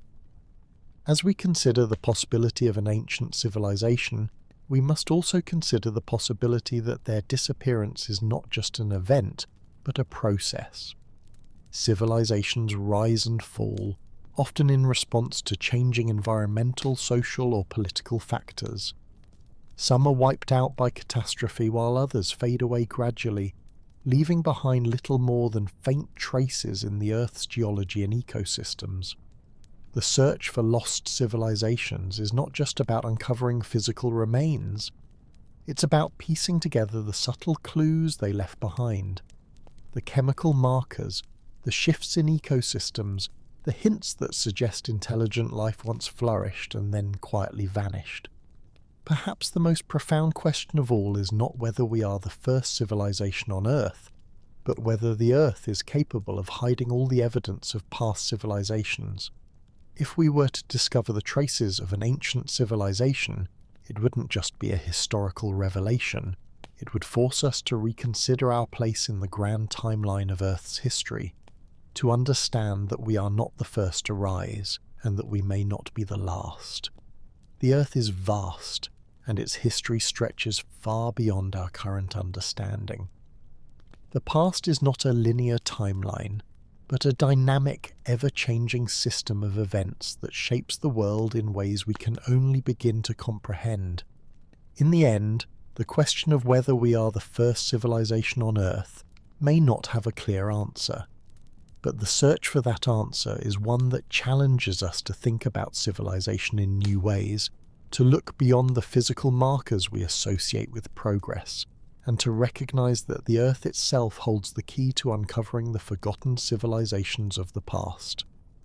Now, as we approach the central question of our exploration, whether we truly are the first civilization on Earth, we find ourselves confronting one of the most profound and humbling possibilities, that the traces of any earlier civilizations may not be buried in the Earth's crust, but could already be lost to the forces of time and nature. What if, in our search for evidence, we are not simply looking for the wrong thing, but have been looking in the wrong places entirely? What if the evidence of an ancient civilization doesn't lie in the traditional sense of architecture, tools, or fossilized remains, but in the very essence of the Earth's systems that are so deeply intertwined with the natural world that we can no longer distinguish between them? Consider the patterns that have been left behind by modern humans. Our civilization, for all its achievements, has left an indelible imprint on the planet's geological and biological systems. As we've already discussed, this imprint, marked by the changes we've made to the atmosphere, the oceans, and the land, will likely endure for millions of years. The Anthropocene, the proposed geological epoch defined by human activity, is not just a moment in time but a legacy that will be etched into the Earth's future strata. Our cities may crumble, our machines may rust, and our artifacts may fade away, but the chemical and ecological changes we've triggered will outlast us. Plastics, fossil fuel emissions, altered nitrogen cycles, and deforestation have all contributed to a planetary transformation that will persist long after we're gone. But this raises a striking question. If our civilization's legacy is not only in our physical remnants, but in the changes we've made to the planet's ecosystems and chemistry, could the same be true of earlier civilizations? Could their traces not be found in the ruins of ancient cities or in the remains of tools, but in the very substance of the Earth itself? What if a civilization had risen and altered the Earth in such a way that their influence wasn't just physical but fundamentally transformed the planet's natural systems? This idea forces us to look beyond the conventional markers of civilization and to consider what we know about the planet's natural processes. The Earth is not just a passive backdrop to human history. It is an active player in the story of life on this planet. Everything we do, every action we take, every change we make to the land, the air, and the water leaves behind a trace. Some of these traces are immediate, and we can see the results right away. The deforestation of vast regions, the construction of cities, the mining of natural resources. But many of the most profound changes to the Earth's systems are subtle, gradual, and only detectable over long periods of time. Take, for example, the carbon cycle. The Earth's atmosphere has always contained carbon dioxide, but the amount of carbon in the atmosphere has fluctuated over the millennia. Ice ages, volcanic eruptions, and other natural events have contributed to these changes. However, the scale of change triggered by human activity, through the burning of fossil fuels, deforestation, and industrial practices, has been unprecedented in recent geological history. The rise in atmospheric carbon dioxide is already being recorded in the Earth's ice cores and sediment layers, and this chemical shift is one of the most lasting legacies of our civilization. But what if an earlier civilization had also contributed to such a shift? Could they have done so in ways that we don't yet understand, altering the planet's chemistry in subtle ways that have endured for millions of years? If such a civilization existed, their influence might be detectable in the same way. Small chemical markers, shifts in isotope ratios, and changes in the composition of the Earth's sediments could all point to their presence. However, the challenge lies in interpreting these markers. Could a dramatic shift in the planet's chemistry be linked to something other than natural causes, something that didn't leave behind the traditional markers of civilization, such as monuments or written records? Could it have been the result of an intelligent species that lived in harmony with the Earth, altering its systems without the need for vast technological development? This is where the challenge becomes even more intriguing. In our search for ancient civilizations, we tend to look for the obvious: physical structures, artifacts, or even bones. But what if the most profound evidence we're seeking isn't something we can see with the naked eye? What if it's hidden deep within the chemical signatures of the Earth's systems? What if the true legacy of a lost civilization is encoded in the patterns of the planet's geology, patterns that we've yet to learn how to read? In this context, the search for evidence of past civilizations becomes more like a detective story. The clues are there, but they're not obvious. They are hidden in the data, in the subtle changes to the planet's systems that have occurred over vast periods of time. The Earth's history is written not just in fossils and rocks, but in the very chemistry of the air, the oceans, and the soil. Could a civilization that lived millions of years ago have left a trace in the Earth's geology that we can still detect today? And as we contemplate these possibilities, we are also forced to ask ourselves, if we were to find these traces, how would we recognize them? How would we interpret the subtle chemical signatures that might indicate the presence of an ancient civilization? Would we even be open to the idea that we are not the first? After all, we are still learning to read the Earth's history, and the clues are often faint and difficult to decipher. It is only when we expand our understanding of what constitutes evidence that we can begin to ask the right questions and look in the right places. What we're talking about is a shift in perspective, a willingness to acknowledge that the history of life on Earth, and perhaps even the history of civilization, may not be as linear or as straightforward as we have long assumed. We tend to think of civilizations as having a clear beginning and end, marked by distinct cultural and technological milestones. But what if the story of civilization is more complex? What if civilizations rise and fall in ways that are more cyclical, more subtle, and more intertwined with the planet's natural systems than we've ever imagined? The idea that civilizations could have risen, thrived, and vanished in cycles, leaving behind no tangible remnants but subtle chemical and ecological imprints, challenges our entire conception of history. It forces us to think about civilization not as the static entity, but as something fluid, an ongoing process that has unfolded over millions of years. And it compels us to reconsider our place in that story. Perhaps we're not the first civilization to walk the Earth. Perhaps we are just the most recent, and the traces of those who came before us are hidden in the very fabric of the planet itself, waiting to be uncovered. As we look ahead, we must also ask, if we are not the first, And if we are able to detect the subtle imprints of a lost civilization, what does that mean for us? It means that the story of civilization and our understanding of time is far from complete. It is a story that is still being written, one that stretches back beyond our understanding, and one that will continue to unfold long after we're gone. The traces left by ancient civilizations, whether in the form of chemical signatures, shifts in the planet's ecosystems, or subtle changes in the Earth's geology, are a reminder that history is not just about the physical remnants we leave behind, but about the impact we have on the planet and its systems. As we continue our search for evidence of past civilizations, we must remember that the Earth itself holds the key to uncovering the hidden chapters of its story. The clues are there, waiting to be found. All we need to do is learn how to read them.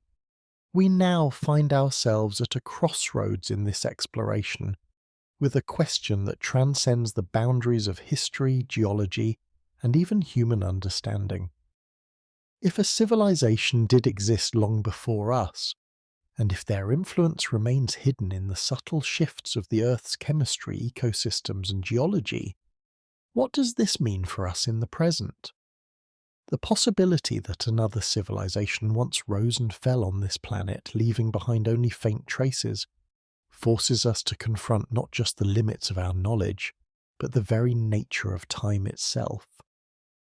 The idea of lost civilizations is often framed within the context of myths and legends. Stories of Atlantis, Mu, or Lemuria, the lost continents that supposedly held advanced civilizations, have captured the human imagination for centuries. But while these stories are often dismissed as fiction, there is an underlying truth that cannot be ignored. The Earth has a long, complex history, one that spans far beyond the relatively brief span of human civilization. And within that history, there is a possibility that intelligent life has appeared more than once, only to vanish without a trace. This brings us to the heart of the mystery. If a civilization did exist millions of years ago, and if their traces are so subtle that we might never recognize them, what does that say about our own civilization? Are we truly the first, or are we simply the most recent in a long line of intelligent species that have risen, flourished, and disappeared over the course of the planet's history? The Earth's geological processes are relentless, erasing and recycling everything in its path. The question we must ask is not only whether we can find evidence of past civilizations, but whether we are capable of recognizing their impact when we do find it. If civilizations can rise and fall in cycles, if they can leave subtle traces in the Earth's ecosystems and chemistry, then we must consider the possibility that our own civilization is not as permanent as we might believe. Modern humans have only been around for a few 100,000 years, a blink of an eye in the vast timeline of Earth's history. Our cities, our technologies, and our way of life are fragile, built on systems that rely on resources that are finite, and ecosystems that are increasingly under stress. If we are the latest civilization to rise on this planet, what happens when we too fade away? How will our legacy be remembered, if it is remembered at all? One of the most profound implications of this exploration is the recognition that the Earth itself is not a static, unchanging entity. It is an active, living planet that is constantly evolving, reshaping, and erasing its past. As we've seen, the forces of plate tectonics, erosion, and the recycling of materials ensure that even the most impressive structures, pyramids, cities, and monuments, are eventually broken down and swallowed by the planet. Mountains rise and fall, oceans open and close, and entire ecosystems are replaced by others over the course of millions of years. The Earth does not keep a permanent record of its past. It rewrites its own history layer by layer. This constant rewriting of history leads us to an unsettling conclusion. that civilization as we know it may be inherently ephemeral. Even if we do find traces of past civilizations, these traces may be so faint, so subtle, that we may never fully understand their significance. The Earth is not a museum of history. It is a dynamic system that constantly erases and recreates itself. And as much as we might hope to uncover the past, we must also accept that some parts of history may be permanently lost to time. But this does not mean that the search for lost civilizations is in vain. On the contrary, it forces us to think differently about what we are looking for. If we are to find evidence of a past civilization, we must look beyond the traditional markers, ruins, bones and artifacts, and focus on the subtle changes they might have made to the planet's systems. We must look for the chemical markers, the shifts in ecosystems, and the traces of altered biological patterns that could indicate the presence of intelligent life. These markers may not be as obvious as a city or a tool, but they could be just as significant in understanding the history of life on Earth. This is where the study of deep time becomes crucial. The Earth's history is written, not just in physical remains, but in the chemical and biological signatures that have been left behind. By studying the composition of the Earth's sediments, rocks, and ice cores, scientists can reconstruct the conditions of the planet's past. These layers contain clues about the climate, the atmosphere, and the ecosystems that existed long before humanity. They also hold the potential for uncovering the subtle traces of civilizations that may have existed millions of years ago, long before we even imagined the possibility. The concept of deep time is a difficult one to grasp. It is a scale of time that extends far beyond the human experience, one that challenges our understanding of history and existence. But as we venture into the possibility of past civilizations, we must accept that deep time is not a linear progression, but a series of cycles. Civilizations rise, flourish, and eventually fade away. The key to understanding this cycle lies not in the grand monuments of the past, but in the subtle changes they leave behind, the chemical imprints, the altered ecosystems, and the traces of intelligence that persist long after the civilization itself has vanished. This understanding of deep time forces us to confront our own place in the story of Earth. If we are the latest civilization to rise, what will we leave behind when we fade away? The Earth will continue to evolve, and our legacy, whether we are the first civilization or the most recent, will be written in the planet's systems, in the chemical traces we leave behind. Perhaps our story, like those of the civilizations before us, will be forgotten over time. Or perhaps, like the subtle markers of past civilizations, our legacy will persist in ways we cannot yet fully comprehend. The question of whether we are the first civilization on Earth may never have a definitive answer. But in asking this question, we are forced to confront the limits of our knowledge and the impermanence of our existence.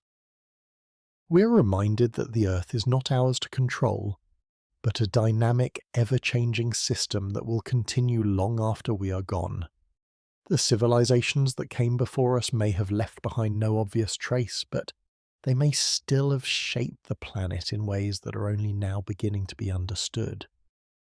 And as we look to the future, we must ask ourselves how our own civilization will be remembered, not in the physical monuments we build, but in the subtle changes we leave behind in the Earth's systems.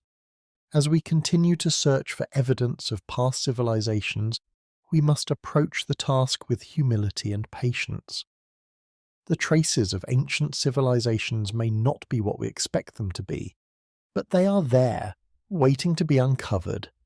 And in uncovering these traces, we will not only rewrite the history of life on Earth, but also come to a deeper understanding of our place in the grand story of the planet.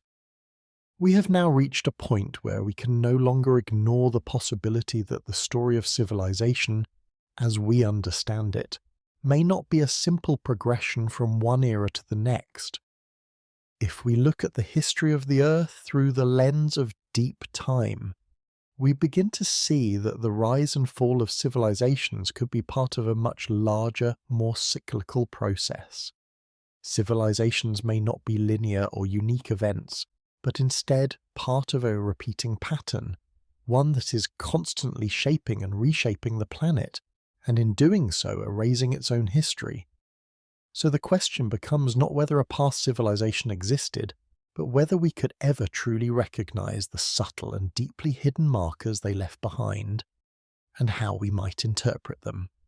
In this section, we must consider the role of myths and oral traditions in keeping the memory of civilizations alive. The idea that myths may hold fragments of real events, encoded in stories and passed down through generations, challenges the conventional view of history as a collection of physical evidence. We often dismiss myths as mere fiction or allegory, but in their own way they preserve the echoes of lost civilizations, fragments of truth that have been distorted over time. Could the stories we have about lost lands, sunken cities, and forgotten knowledge contain elements of historical reality that we have yet to recognize? Human history is full of oral traditions, stories passed down from one generation to the next.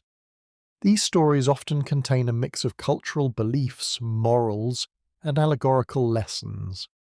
But sometimes, beneath these layers of symbolism, there may be deeper truths. Consider the myth of Atlantis, the fabled island that was said to be a powerful and advanced civilization before it sank into the sea. For centuries, people have debated whether Atlantis was a purely fictional creation, or whether it could be based on a real place, a real civilization that existed long before ours. Many versions of the Atlantis story describe a society that was technologically advanced, with grand cities, vast wealth, and powerful rulers. Yet, despite the enduring popularity of the Atlantis myth, no concrete evidence has ever been found to prove its existence. But what if Atlantis, like many other myths, wasn't just a fictional tale? What if it was a collective memory, passed down through generations, of a civilization that actually existed, only to be lost in a cataclysmic event?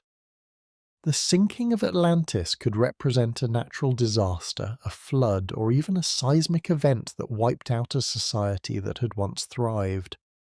And what if this story, passed down through generations of various cultures, contains more truth than we've given it credit for?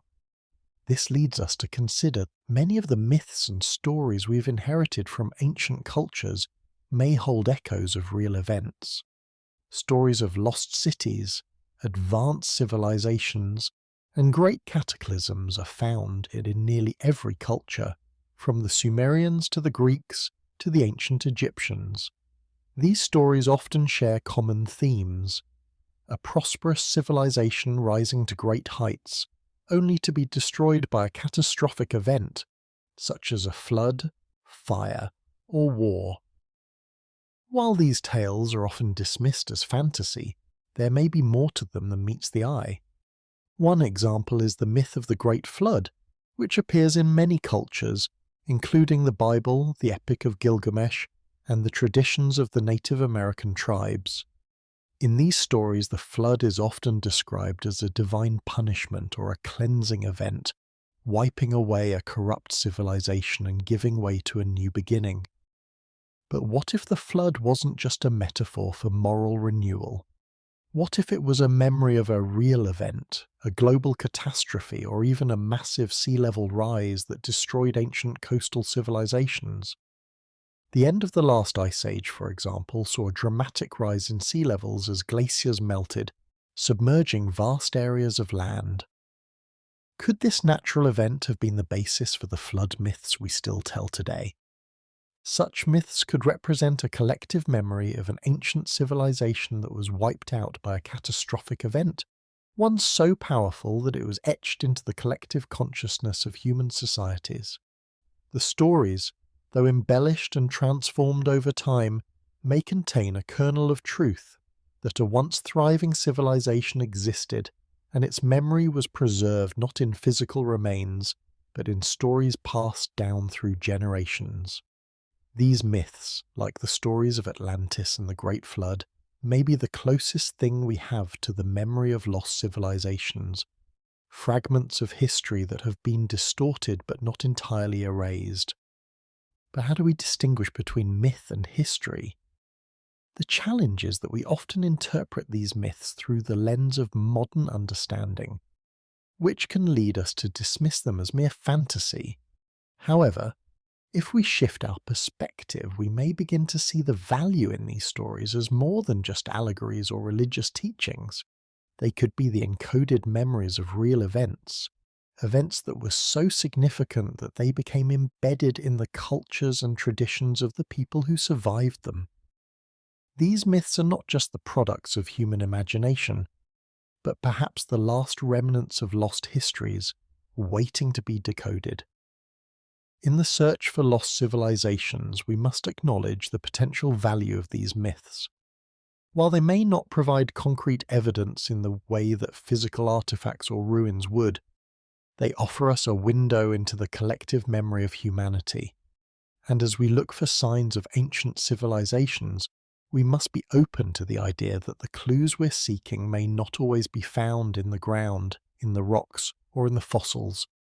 They may be found in the stories that have been passed down through generations, in the oral traditions and legends that carry the echoes of a time long past.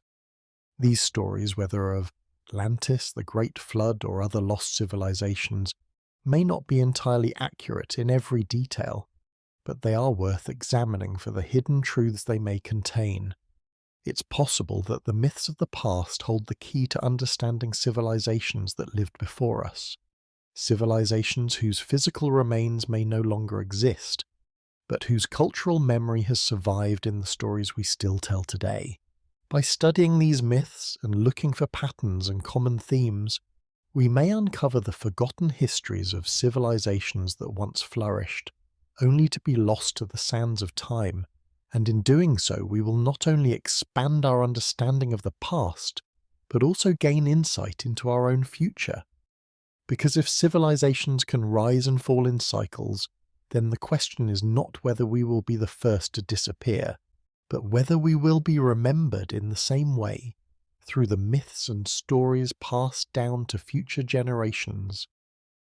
In the end, the search for lost civilizations is not just about finding the remnants of cities or artifacts. It's about understanding the subtle traces they leave behind, the changes they make to the Earth's ecosystems, the chemical markers they imprint on the planet, and the stories they pass down through generations. By looking for the hidden patterns in these myths and stories, we can uncover the lost civilizations of the past and gain a deeper understanding of our place in the ongoing story of life on Earth. As we delve deeper into the possibilities of lost civilizations and their elusive traces, we come to an unsettling conclusion. What if we've already missed the signs?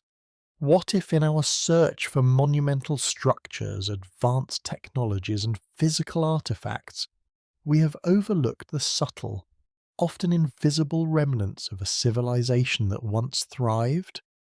It's a humbling thought, one that forces us to confront our biases, our expectations, and the very nature of the evidence we seek.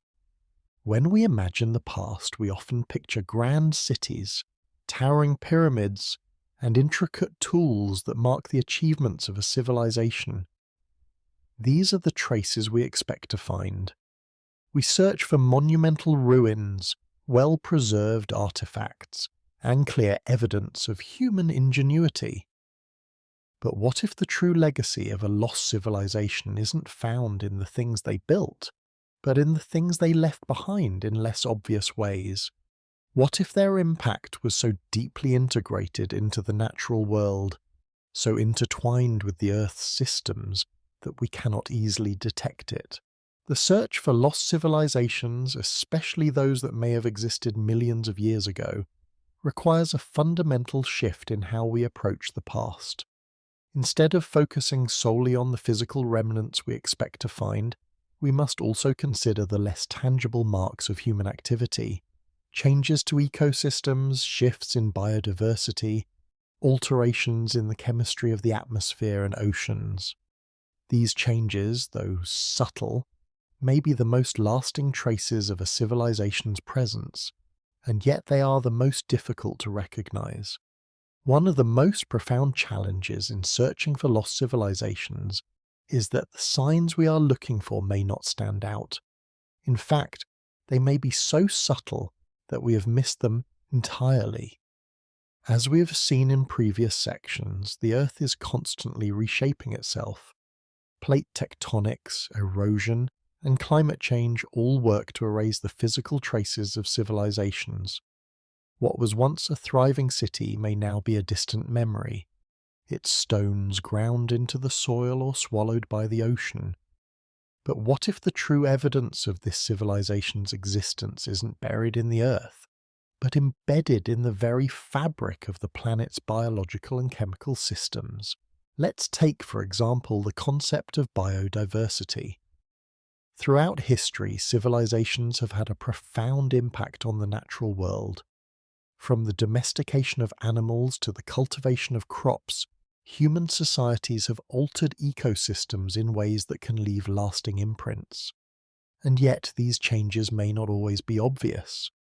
We might not find clear evidence of domesticated plants or animals in the fossil record, but we could detect subtle shifts in the patterns of life itself.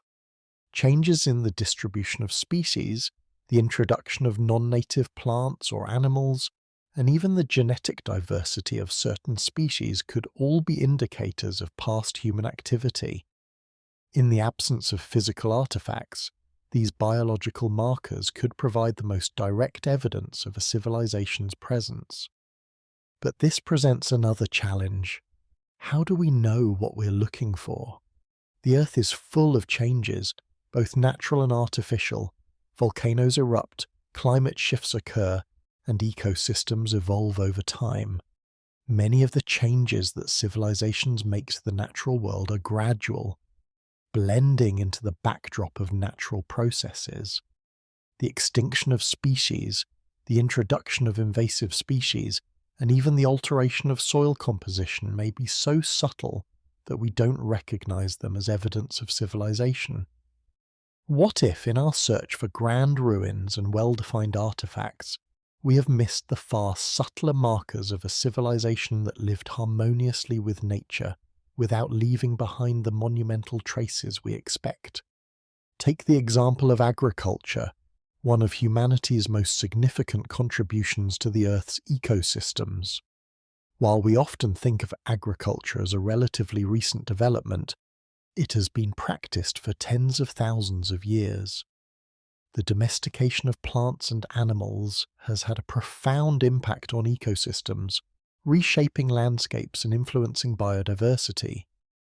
The rise of agriculture changed the natural world in ways that were not immediately apparent, and yet the evidence of these changes is still present in the form of cultivated crops, domesticated animals, and altered soil compositions. If an ancient civilization had practiced agriculture millions of years ago, it's possible that their impact on the land could still be visible today in the form of subtle changes in the composition of the soil or the distribution of certain species. In addition to agricultural changes, we must also consider the potential for other, more subtle forms of environmental manipulation. What if a past civilization, lacking the technological tools we associate with progress, instead focused on understanding and working with the natural world? They may have developed sophisticated systems for managing water, preserving biodiversity, or even controlling the climate on a local scale. While these systems may not have left behind the kind of physical evidence we typically associate with civilization, they could have left a lasting imprint on the Earth's systems. And this imprint, though subtle, may be the most profound evidence of their existence. The challenge of recognizing these subtle traces is compounded by the fact that we often interpret the evidence we find through the lens of modern understanding. We expect to see cities, temples, and monuments, and when we don't find them, we assume that no civilization ever existed. But what if we've been looking in the wrong places? What if the evidence is not found in the stones and ruins of ancient cities, but in the very soil beneath our feet, in the air we breathe, and in the ecosystems that surround us? Could we have missed the true legacy of a civilization because we were looking for the wrong signs? This brings us back to the question of myths and oral traditions. Could the stories passed down through generations, the legends of lost cities and vanished peoples, contain the remnants of truth? We often think of myths as mere fiction, but they may hold fragments of real events, events so significant that they were woven into the fabric of human culture. The story of Atlantis, for example, is often dismissed as a myth, but it may be based on a real civilization that existed long before recorded history. The tale of a great city that sank beneath the waves could be a memory of a civilization lost in a catastrophic event, and the recurring themes of lost knowledge, hidden wisdom, and civilizations that disappeared without a trace are found in myths from around the world. Could these stories be the collective memory of lost civilizations, their history preserved in the form of allegory and myth? What we're left with is a profound realization: the traces of past civilizations may not be as clear as we once thought. The evidence may not be buried in ancient ruins or etched into stone tablets. Instead, it may be hidden in the subtle patterns of the Earth's systems, in the chemistry of the soil, the diversity of species, and the shifting balance of ecosystems. And it's possible that we've already passed over these traces, unable to recognize them for what they are. In our search for the grand and the monumental, we may have overlooked the quiet, invisible marks left by civilizations that lived in harmony with the Earth and whose legacy remains hidden in plain sight. As we continue this search, we must remain open to the possibility that the evidence we seek is not where we expect it to be. We must look beyond the traditional markers of civilization and consider the subtle, the ephemeral, and the hidden traces that might reveal the existence of lost societies. The story of civilization is not just about the buildings we leave behind, but about the mark we make on the planet itself, and in the end, the most profound trace of a civilization's existence might be the one we never saw coming: the subtle, almost imperceptible changes they made to the Earth's very fabric. The final leg of our journey takes us to a question that has perhaps been at the heart of this entire exploration. If a civilization rose long before ours, and if we are searching for traces of that civilization hidden in the Earth's biological and chemical systems, where do we go from here? What are the real implications of the search for lost civilizations, not just for understanding the past, but for shaping our own future? Could the quest to uncover the faint echoes of ancient societies ultimately change the way we view our own civilization? And what would it mean for our future if we were to discover that we are not the first civilization to walk this planet? As we've already seen, the Earth itself is an active, living system, constantly evolving, shifting, and reshaping itself. It is a process that operates on deep timescales, ones that extend far beyond the fleeting presence of any single civilization. This realization forces us to reconsider the traditional narrative of human history, that of a steady march of progress from the primitive to the advanced, from the early hunter-gatherer societies to the rise of cities, empires, and technology. If, as we've explored, there were other civilizations that rose and fell before us, perhaps multiple cycles of rise and fall, then we are left to ask, what does this mean for our place in the grand timeline of Earth's history? Are we truly as unique as we believe ourselves to be? The concept of a cyclical history in which civilizations rise, flourish, and then fall is both humbling and awe-inspiring. It challenges the idea that progress is linear, that civilizations inevitably advance in complexity and technology, and that human civilization represents the ultimate apex of this progression. If we accept that past civilizations may have existed and disappeared without leaving obvious traces, it forces us to reconsider how we define progress, culture, and technological advancement. What if the cycles of rise and fall, rather than being a sign of failure, are part of the natural ebb and flow of intelligence on Earth? Perhaps we are not the first civilization, but a continuation of a pattern that has played out over millions of years, shaped by forces much larger than our own. The consequences of such a realization are profound. We are not the first civilization to walk this earth, but we may be the most recent in a long series of intelligent species that have appeared, flourished, and disappeared. This understanding shifts the way we view ourselves.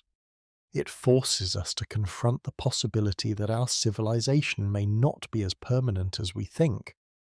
The forces that have shaped past civilizations, environmental changes, resource depletion, technological overreach, could also shape our own. If we truly are just the most recent in a cycle of rise and fall, we must ask, what is our responsibility? How do we ensure that we do not become another example of a civilization that fell without leaving behind the lasting evidence of our existence? There is, however, a critical difference between our civilization and those that may have come before us, the knowledge we have about our planet, its systems, and its future. For the first time in history, we are capable of studying the very processes that shape life on Earth. We can monitor climate change, track the health of ecosystems, and understand the consequences of our actions on a global scale. In the past, civilizations may have disappeared without recognizing the impact they were having on their environment, but we are now at a crossroads where we can choose a different path. What does it mean for us to be the most recent civilization on Earth? It means that we have the opportunity and the responsibility to leave a legacy that is not just about technological progress or the creation of monumental structures. It is about understanding our place in the larger story of the planet. Our impact on Earth is already being written into the geological record, just as past civilizations left their marks, whether in the form of altered landscapes, chemical signatures, or subtle shifts in the Earth's ecosystems. But unlike those that came before us, we have the ability to make informed choices about how we interact with the planet. The possibility of discovering that we are not the first civilization on Earth forces us to rethink the idea of progress. If civilizations can rise and fall in cycles, then perhaps our true progress lies not in the advancement of technology alone, but in our ability to live sustainably with the Earth. The challenge, then, is not just to create more advanced technology, but to create a civilization that understands the importance of balance, one that recognizes the limits of the planet's resources and works to protect its ecosystems. This brings us to the heart of our journey. What would it mean if we did discover the traces of an ancient civilization, and how would that discovery change the way we view our own future? The implications are vast.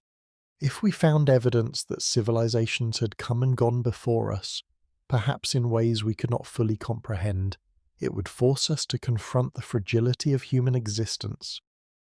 The rise and fall of these civilizations, lost to the ravages of time and the processes of the Earth, would serve as a reminder that no civilization, no matter how advanced, is immune to the forces of nature. The history of Earth is not a straight line, but a series of cycles, each one shaping the planet in its own way. But there is hope. The discovery of past civilizations, whether through myths, geological traces, or subtle chemical markers could inspire us to make different choices. It could encourage us to think beyond short-term gains and consider the long-term consequences of our actions. It might push us to build a civilization that is not only technologically advanced, but also ecologically conscious, one that understands that true progress comes not from domination over nature, but from a harmonious relationship with the planet. The lessons from past civilizations, whether they are remembered through myths or hidden in the Earth's geology, offer us a blueprint for the future. They remind us that civilizations are fragile and that the Earth is patient. The traces left behind by those who came before us are not just a record of their existence, but a warning. We must learn to listen to those traces, to understand the cycles of rise and fall, and to recognize that the story of civilization is not ours alone. We are part of a larger narrative, one that spans millions of years, and we have the opportunity to shape the future of that story. As we continue to search for the lost traces of civilizations past, we must approach our own existence with humility and responsibility. The quest for knowledge is not just about uncovering the past. It is about ensuring that we do not repeat the mistakes of those who came before us. By learning from the faint traces of ancient civilizations, we can strive to create a future that is sustainable, balanced, and in tune with the rhythms of the Earth. In doing so, we can ensure that our legacy, when it is written into the geological record, will be one of wisdom and care, not just of technological achievement. As we near the conclusion of this journey, it's essential to reflect on the broader implications of everything we've explored. What if we are not the first civilization to walk this Earth? What does this realization mean for us, not just in terms of understanding the past, but in how we move forward into the future? The possibility that other civilizations may have risen, flourished, and vanished long before us changes how we perceive not only history but the very nature of time itself. It forces us to reconsider our place in the vast unfolding story of life on Earth. We began this exploration with the question of whether there were ancient civilizations that existed before us, and as we've ventured deeper, we've seen that the Earth's geological processes are relentless, erasing much of what once was. The forces of plate tectonics, erosion, and the planet's constant recycling of its surface materials make it nearly impossible for any civilization to leave behind physical evidence that survives through the ages. The question then becomes, how can we ever hope to recognize the subtle, hidden traces of a civilization that may have existed millions of years ago? The search for these traces is not just about unearthing physical artifacts like tools, monuments, or written records. It's about understanding that civilizations leave marks in ways we might not immediately recognize, through changes to ecosystems, shifts in the chemistry of the atmosphere, and even subtle alterations to the Earth's geology. And while these traces might be faint and fleeting, they are no less significant. In fact, they may be the most enduring legacies of a civilization's existence. We've seen that the Earth holds a memory of its past, not in the form of grand cities or towering monuments, but in the very composition of the planet itself. The Earth's geology, its biology, and its chemistry carry the imprints of every life form and every civilization that has ever existed. And while we may not always be able to decipher these imprints, they are there, waiting to be uncovered by future generations. The challenge is not just in finding these traces, but in learning how to recognize them, to interpret them, and to understand their significance. One of the most profound aspects of this journey is the realization that the Earth does not preserve its past in the way we expect. The physical remnants of civilizations are often buried or erased by the forces of nature. What remains is not always obvious, and what we find may not fit the narrative we've built about what constitutes a civilization. But this does not mean the story is over. Rather, it is a reminder that history is not always written in the form we anticipate. It is not about the monuments we build, but about the marks we leave on the world around us. The question of whether we are the first civilization on Earth is more than just an intellectual exercise. It is a question that forces us to confront our own mortality and the fragility of our existence. If other civilizations have risen and fallen before us, what does that mean for our future? Are we destined to follow the same pattern, to rise to great heights only to eventually fade away, leaving behind nothing but the faintest traces of our existence? Or can we learn from the lessons of the past, from the lost civilizations that came before us, and create a future that ensures our legacy endures? This is where the lessons of deep time become so important. By studying the traces of ancient civilizations, whether through the geological record, the study of myths and oral traditions, or the examination of ecosystems and chemical signatures, we are not just learning about the past, we are learning about the future. The search for lost civilizations is not only about understanding what came before, it is about ensuring that we do not repeat the mistakes of those who came before us. It is about understanding the cycles of rise and fall and learning how to live sustainably in harmony with the planet. If we are to ensure that our civilization is not lost to the sands of time, we must shift our thinking. We must move beyond the idea of progress as a linear path and embrace the understanding that civilizations are part of a larger cyclical process. This realization is both humbling and empowering. It reminds us that we are not the first to face the challenges of civilization, nor will we be the last. It is up to us to ensure that our civilization does not repeat the mistakes of the past, but instead learns from the subtle traces left behind by those who came before us. The key to our survival, and to the preservation of our legacy, is understanding our place in the larger story of Earth's history. Our civilization is not an isolated event, but part of a much broader narrative, one that stretches back millions of years. And just as the traces of past civilizations have been lost to time, we must also understand that our own traces may be hidden from future generations, obscured by the very forces of nature we have come to rely on. But that does not mean we are powerless. We have the ability to shape our future, to ensure that we leave behind a legacy that is not just built on technology and progress, but on sustainability and stewardship of the Earth. As we reflect on everything we've discovered, we must ask ourselves, what is our role in this larger story? How do we want to be remembered by future generations, if we are remembered at all? The quest to uncover lost civilizations is not just about finding evidence of the past. It is about ensuring that our own civilization leaves behind a legacy that future generations can learn from, build upon, and remember with reverence. It is about making choices today that will ensure the Earth remains a place where future civilizations can thrive. The search for lost civilizations may not yield the answers we expect.